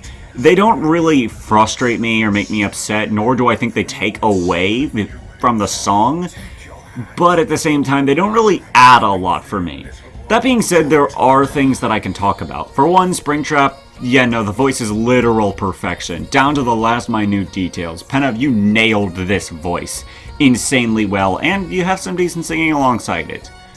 BF's voice, although it was sabotaged by Fear Forever, god, that song keeps getting worse the more times I think about it, but BF's voice otherwise is serviceable. I don't really feel anything negative towards it anymore, it's just kind of there. It does sound like BF fine enough, so I guess that somewhat works. And the lyrics, I really have no comment on the writing here. I guess it's serviceable. Like, none of the writing is egregiously bad, and none of the writing is Shakespeare-level poetry. It's just fine. The rhythm itself is also fine. I don't really have a problem with it. The instrumental sounds pretty good. This whole thing is basically just one big cutscene in between the opener and the second half, which is genuinely musical perfection. It's sort of the downtime in between both, which honestly I think is actually a good idea. Having that in-between moment is perfectly fine, and it adds to the final boss nature of Everlasting as a whole. I have a completely opposite opinion to yours here. This is pure storytelling, capturing both characters so well. It's got flaws, sure, but what song doesn't have flaws in this series? There's always something that they could do better, something that could be improved, but do we like them still? Well, you're watching us rank them and write a collective 30,000 words of script between the two of us. That's third of a novel for this mod. I love this lyric section, despite every last drop of drama and heartbreak it took to produce. I'll admit that it does kind of have that "I'm gonna kill you" vibe that most other FNF songs seem to sing about, but I think that it at least does it with more nuance, capturing Afton's megalomania and insanity perfectly. I won't say the lyrics are groundbreaking content or anything, that's a lie. To me, they tell a story, albeit a basic one, but they do it with finesse and competency. Now, I'm sure you must be thinking, how did this song make it to my number 3 if I'm really not all that big a fan on the lyrics? Simple! Literally everything else in this song is perfect to the point where it makes it 1,000,000% worth it going through the frankly mediocre moment to get to musical perfection. From the chase to the left behind to the fire to the end, the song has absolutely zero flaws in any of these moments. Springtrap's vocals are used in complete perfection all the way through. Every melody hits like a full-speed truck. There's not one bland point in the song from the end of the lyrics to that final piano note. Everything is done correctly. Every moment has so much emotion and weight behind it. It's perfect in every sense of the word perfect. And that final piano fade, it really does end the journey on just the right note.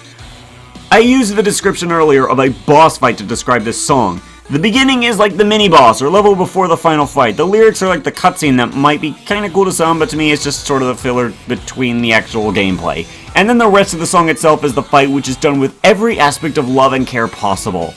And that final piano fade out is the satisfaction at defeating the final boss right there, after everything else you've been through.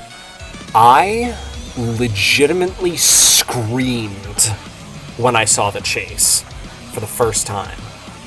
And again when I saw the Left Behind segment, and my jaw hung open until the very end. This final segment is pure Springtrap, making it clear that this man turned monster had a lust for blood for 30 whole years, and he is going to get it no matter what! Every ounce of his fury is matched perfectly through the heart-thumpingly intense chase, the nostalgic and dark recreation of Left Behind, and the utterly cinematic finale. It is perfection in FNF, a perfect craft with no flaws at all the way through the final segments. Whatever you may think about the lyrics, the rest of the song, the rest of the mod even, you cannot deny that this ending is cinema in the highest degree. It is why I was more than happy to let Thunder finish this week out with the biggest bang in the series. The song overall may not be like my all-time favorite in the series, but I cannot deny that it is not only deserving of a high spot in an incredibly contentious lineup of songs, but it is also a perfect encapsulation of Springtrap and all the hype that the community had been waiting for in Versus FNAF 3. Everlasting is pure cinema. I couldn't agree more. Sure, it has its weak moments, but kinda like Broken Side, I cannot bring myself to hate it for that. The song redeems itself 100 times over with that second half. But 2 songs still beat it out.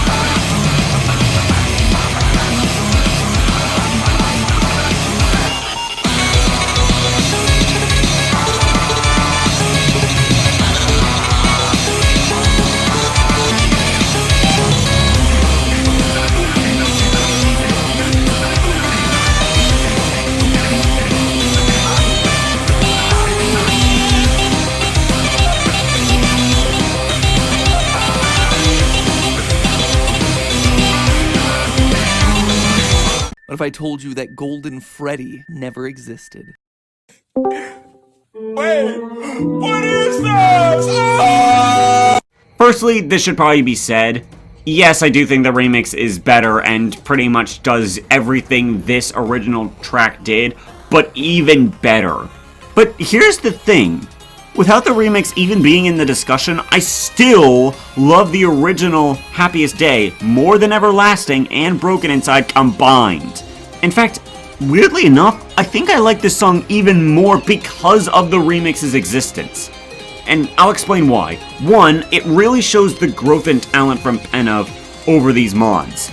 He made something incredibly powerful, and even now he can continue to blow me away with the music he creates with totally new inclusions. And two, this version has some simplicity to it that I enjoy greatly. I still think of The Happiest Day as one of the best songs in the FNF fandom, period. Remix does not take away from that. I still get just as much enjoyment out of this original track as I always have. If not more, actually. Now, with all that out of the way, let's talk about how good this song is. The beginning is amazing. I love how it just sort of throws you in with no time wasted. No grand fanfare or anything. The song just starts up. That's kind of nice. I like that. Golden Freddy sounds great as always, and I like the ticking clock in the instrumental. It adds to this feeling of finality the song has, and the lengths you'll have to go to survive. It's a great inclusion. BF and the puppet sound amazing here together as well. The puppet feels much more minor, which is actually kind of nice. It feels like the puppet isn't really just backing BF up and just sort of staying to the side, giving some slight help, but not being overbearing. Kinda makes Golden Vengeance better actually, since by that point it feels like there was more reason for them to be so prominent together. Nice bit of storytelling. I do wish there was a short cutscene that explained why the puppet ends up in Happiest Day. At least something that showed her appearing, but either way, the intro definitely introduces the song very well and sets some seriously intense stakes, even after all these years later. It's simple, to the point, and makes you feel like you're about to go into the finale of this mod. Freddy's phase kicks in, and I like how it doesn't bombard you with references or anything. It stands on its own musical value. That's great. I didn't need the Living Tombstone FNAF 1 reference shoved in my face for the 100th time. Freddy's vocals sound beautiful here. Absolute perfection. And, oh my god, I love the melodies. There's a sense of power in Freddy's vocals, and how he sings so much louder in the start, being pretty much the only vocals you can hear in the beginning, until BF and Puppet balance him out and end up overpowering him in the end. Again, the storytelling here is incredible. Simple, yet so dang effective. Freddy has such a funky segment. In fact, in the original Happiest Day, this one is actually my favorite, taking pieces from his songs to form a completely new whole. It's just such a nostalgic part for me and always gets me fully into the groove for the rest of the song. Well, I say this part is my favorite, but, you know, like, there's an obvious better part, but out of the four, it's my favorite. Bonnie's phase is a complete and total banger section. The instrumental is much more restrained here, so Bonnie's guitar can shine oh so brightly, and unlike Shut the Door where Bonnie felt like he was only scratching the surface of his potential, here he has so much more range, and the ending where Shut the Door plays is peak! It feels like Bonnie is just playing his dang soul out while BF and Puppet struggle to keep up. Bonnie actually getting louder almost feels like BF and Puppet are getting winded down here. Just slightly, but they're still staying strong. Wow, that's actually a nice bit of subtext you made there, Neo. Bonnie's section for me is all the passion that Shut the Door has, but in a completely new shell. Bonnie is even more fired up, and his speed really emphasizes the energy he's playing. I always love the tempo change here, making you think you're just in for a certain level of difficulty before ramping it up a step right in the middle without sacrificing any melodies or vibes. And oh my god, that ending is so good! It goes without saying that Bonnie's phase is a great continuation of what Freddy sets up. Chica's phase is incredible. Chica sounds at her best here in the mod. And until taken apart, this is, or at least it was, her best vocal performance. Her vocals are clear and loud, she isn't off pitch at any point, she works super well with the melodies, and I love how in the beginning the jump scare sounds aren't very loud, symbolizing how BF isn't scared of them anymore. Their tricks aren't working, hence why Chica doesn't even try jump scaring him by the end. And the One More Bite melodies, they just go so in at this part, it's fantastic! And the Cupcake learned to shut his ding dang mouth! He still sings, but he's never as bad as he was in One More Bite. almost kind of more tuning into the flute sounds, which actually really adds to this section as a whole.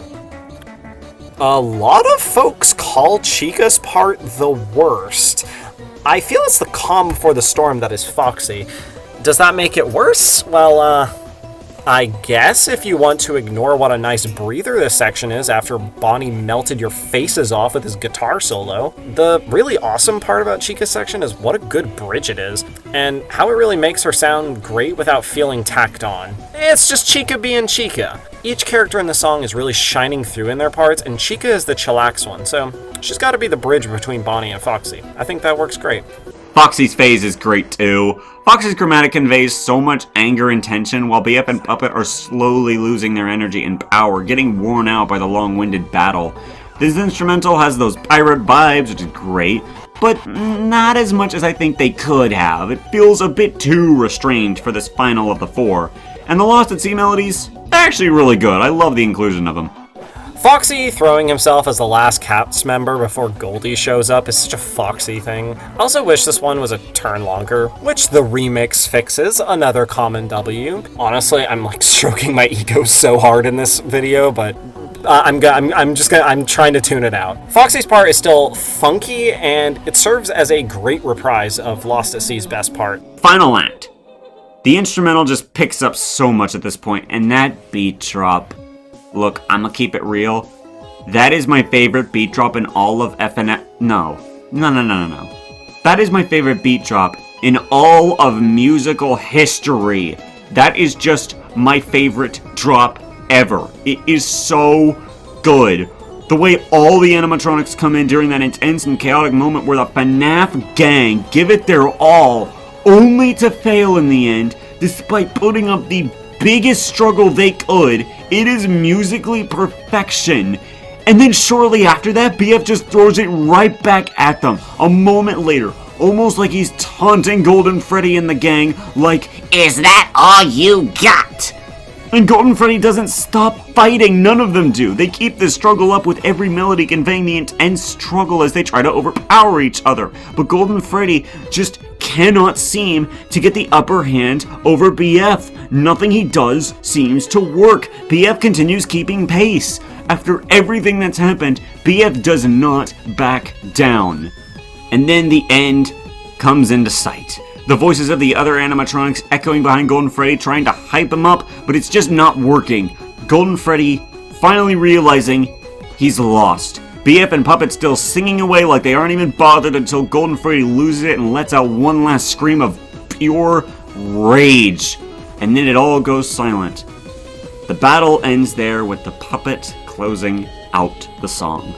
Talk about a masterpiece. It's just an ending I can't help but appreciate. It's epic as heck, captures every ounce of emotion the mod has built up to with a single section, and it's just such an adorable indie creation.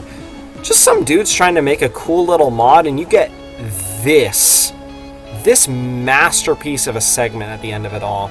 I can't help but love this song still, even through all its flaws. Every little bit of passion feels like it was captured in just 10 seconds of amazing music. It's nostalgic, it's exciting, it's something that when listening for the first time, you'll only experience once in your life. The song may not be absolutely perfect, and the remix does all this song did to an even more amazing result, but this song just wins my heart over every time for its storytelling, its beat drop, its masterful close to Versus FNAF 1, to the point where it almost topped the list, but it was beaten out by just one perfect masterpiece.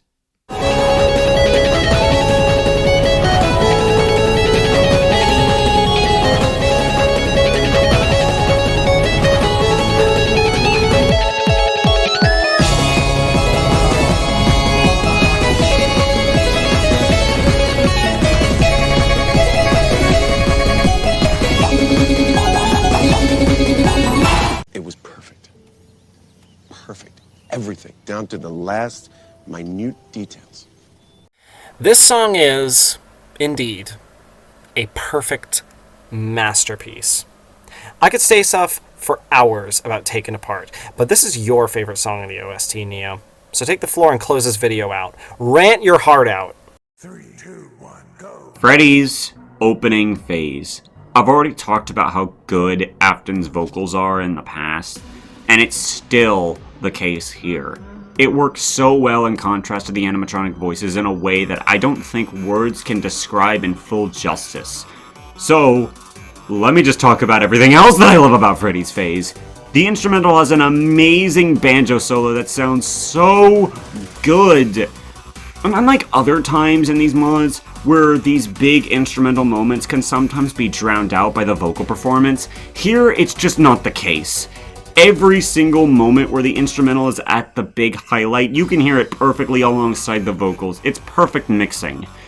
And I love how the instrumental changes up to fit each character. And then there's the tone. It is incredible. It feels more ominous and nerve-wracking with a sense of confusion. Freddy's vocals are heavenly and angelic, and they work perfectly here. Especially with Freddy and Afton's chemistry being probably the best of the four, having the heavenly and mechanical voice of Freddy being paired against Afton's gruff and menacing notes. And I love the Fazbear reference. It's incredible, tying back into the very beginning of this adventure to the end of the FNAF 1's gang's journey. Bonnie's phase. Oh my gosh, his guitar is at the best it's ever been in these mods. It's so freaking good.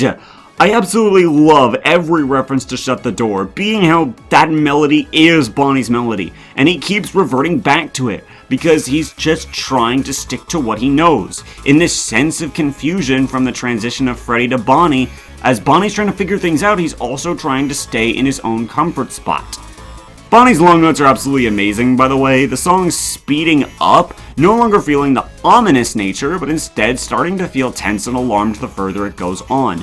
Bonnie recognizes there's a danger here, but he can't quite seem to figure out what is the danger. Sure, Afton's there, but in the moment, Bonnie can't quite understand who this guy is. And by the time he finally clicks and understands the danger he's truly in, that the man who took their lives is finally back, ready to finish it, it's way too late for him. Right there at the climax, it's cut short, just like Bonnie. Chica's phase. I love the droning ambience here, almost feeling like it was ripped from an arcade game. It's arguably the best moment when it comes to the instrumental. And hey, fun bonus, no cupcake. Yippee! This phase is perfectly chaotic and frantic, just like how Chica's is in, well, versus FNAF 1. Think about it, in the happiest day, she's the most chaotic of the group, even with one more bite being all over the place. But this time, she's not the one just causing the chaos, she's the one caught in it. The feeling is all too familiar, but it's so new to her as well. It's back to the memories of the day they lost their lives, and that's communicated through the song so well, containing the FNAF 1 reference really well. It shows the feeling of familiarity, but unlike in Vs. FNAF 1, it's not being used as a glorified fan service moment, it just feels frantic, like a call for help, a call to get things back to the way they were. There's no fun and games here, only danger. Afton doesn't even grant her the satisfaction of returning the melody back to her, instead just telling her the same thing he told the others. Follow me. And the ending with the one more bite reference as she desperately tries her best to stop Afton, all wasted in vain. Her vocals are at the best they've ever been in the series, sounding clean and clear like they never had before. Everything works so well and captures the panic tone perfectly. And then there's Foxy's phase. Literal perfection. I love this freaking song, mateys! The instrumental bringing back those pirate vibes, or Foxy sounds amazing as he always does, if not even better. The Diana Fire reference coming back full circle from Pirate Adventure makes everything feel so fully complete. It's so satisfying. And Foxy does not let up once. He ain't afraid of Afton like the others. The spirit inside him only knows one thing: hate, pure rage, and anger directed at the man who ended his life all those years ago. And Foxy knows If he's gonna meet the same fate as his friends, he's gonna make Afton work and bleed for it, and by God, a captain never backs down from his promise to his loyal crew. And although he may fall in the end, he never gave up on his word. He gave it every bit of energy he could until his dying breath, and he did not run away this time. The captain went down with his ship. I don't know what else I can say about Foxy's phase. Every note, every string, every second of the phase hits hard, and is the perfect ending for Taken Apart. And the song is at its most intense and chaotic right before switching to that dire tone of the ending. It's all perfect. I may have gushed endlessly about the song before, but nothing can quite summarize how much I adore every second of this song. Emotion, tone, melodies, instrumental pacing, references, every aspect works in complete perfection. I could rant for literal hours if I so desired. But for the sake of time, I'll finish with this. This isn't just my favorite song in the series, nor is it just one of my favorite FNF songs ever made. It's not even just one of my favorite pieces of music out there. It's one of my favorite pieces of media to exist in this wild internet world. I take my final bow for this song as I award it the Golden Medal. Taken Apart is a masterpiece that never gets old, no matter how many times I hear it. And this competition may have been tough for the rest of the entries fighting for every spot, but Taken Apart has always been and always will be the best of the best. Yes! That was pure cinema, holy heckaroonie!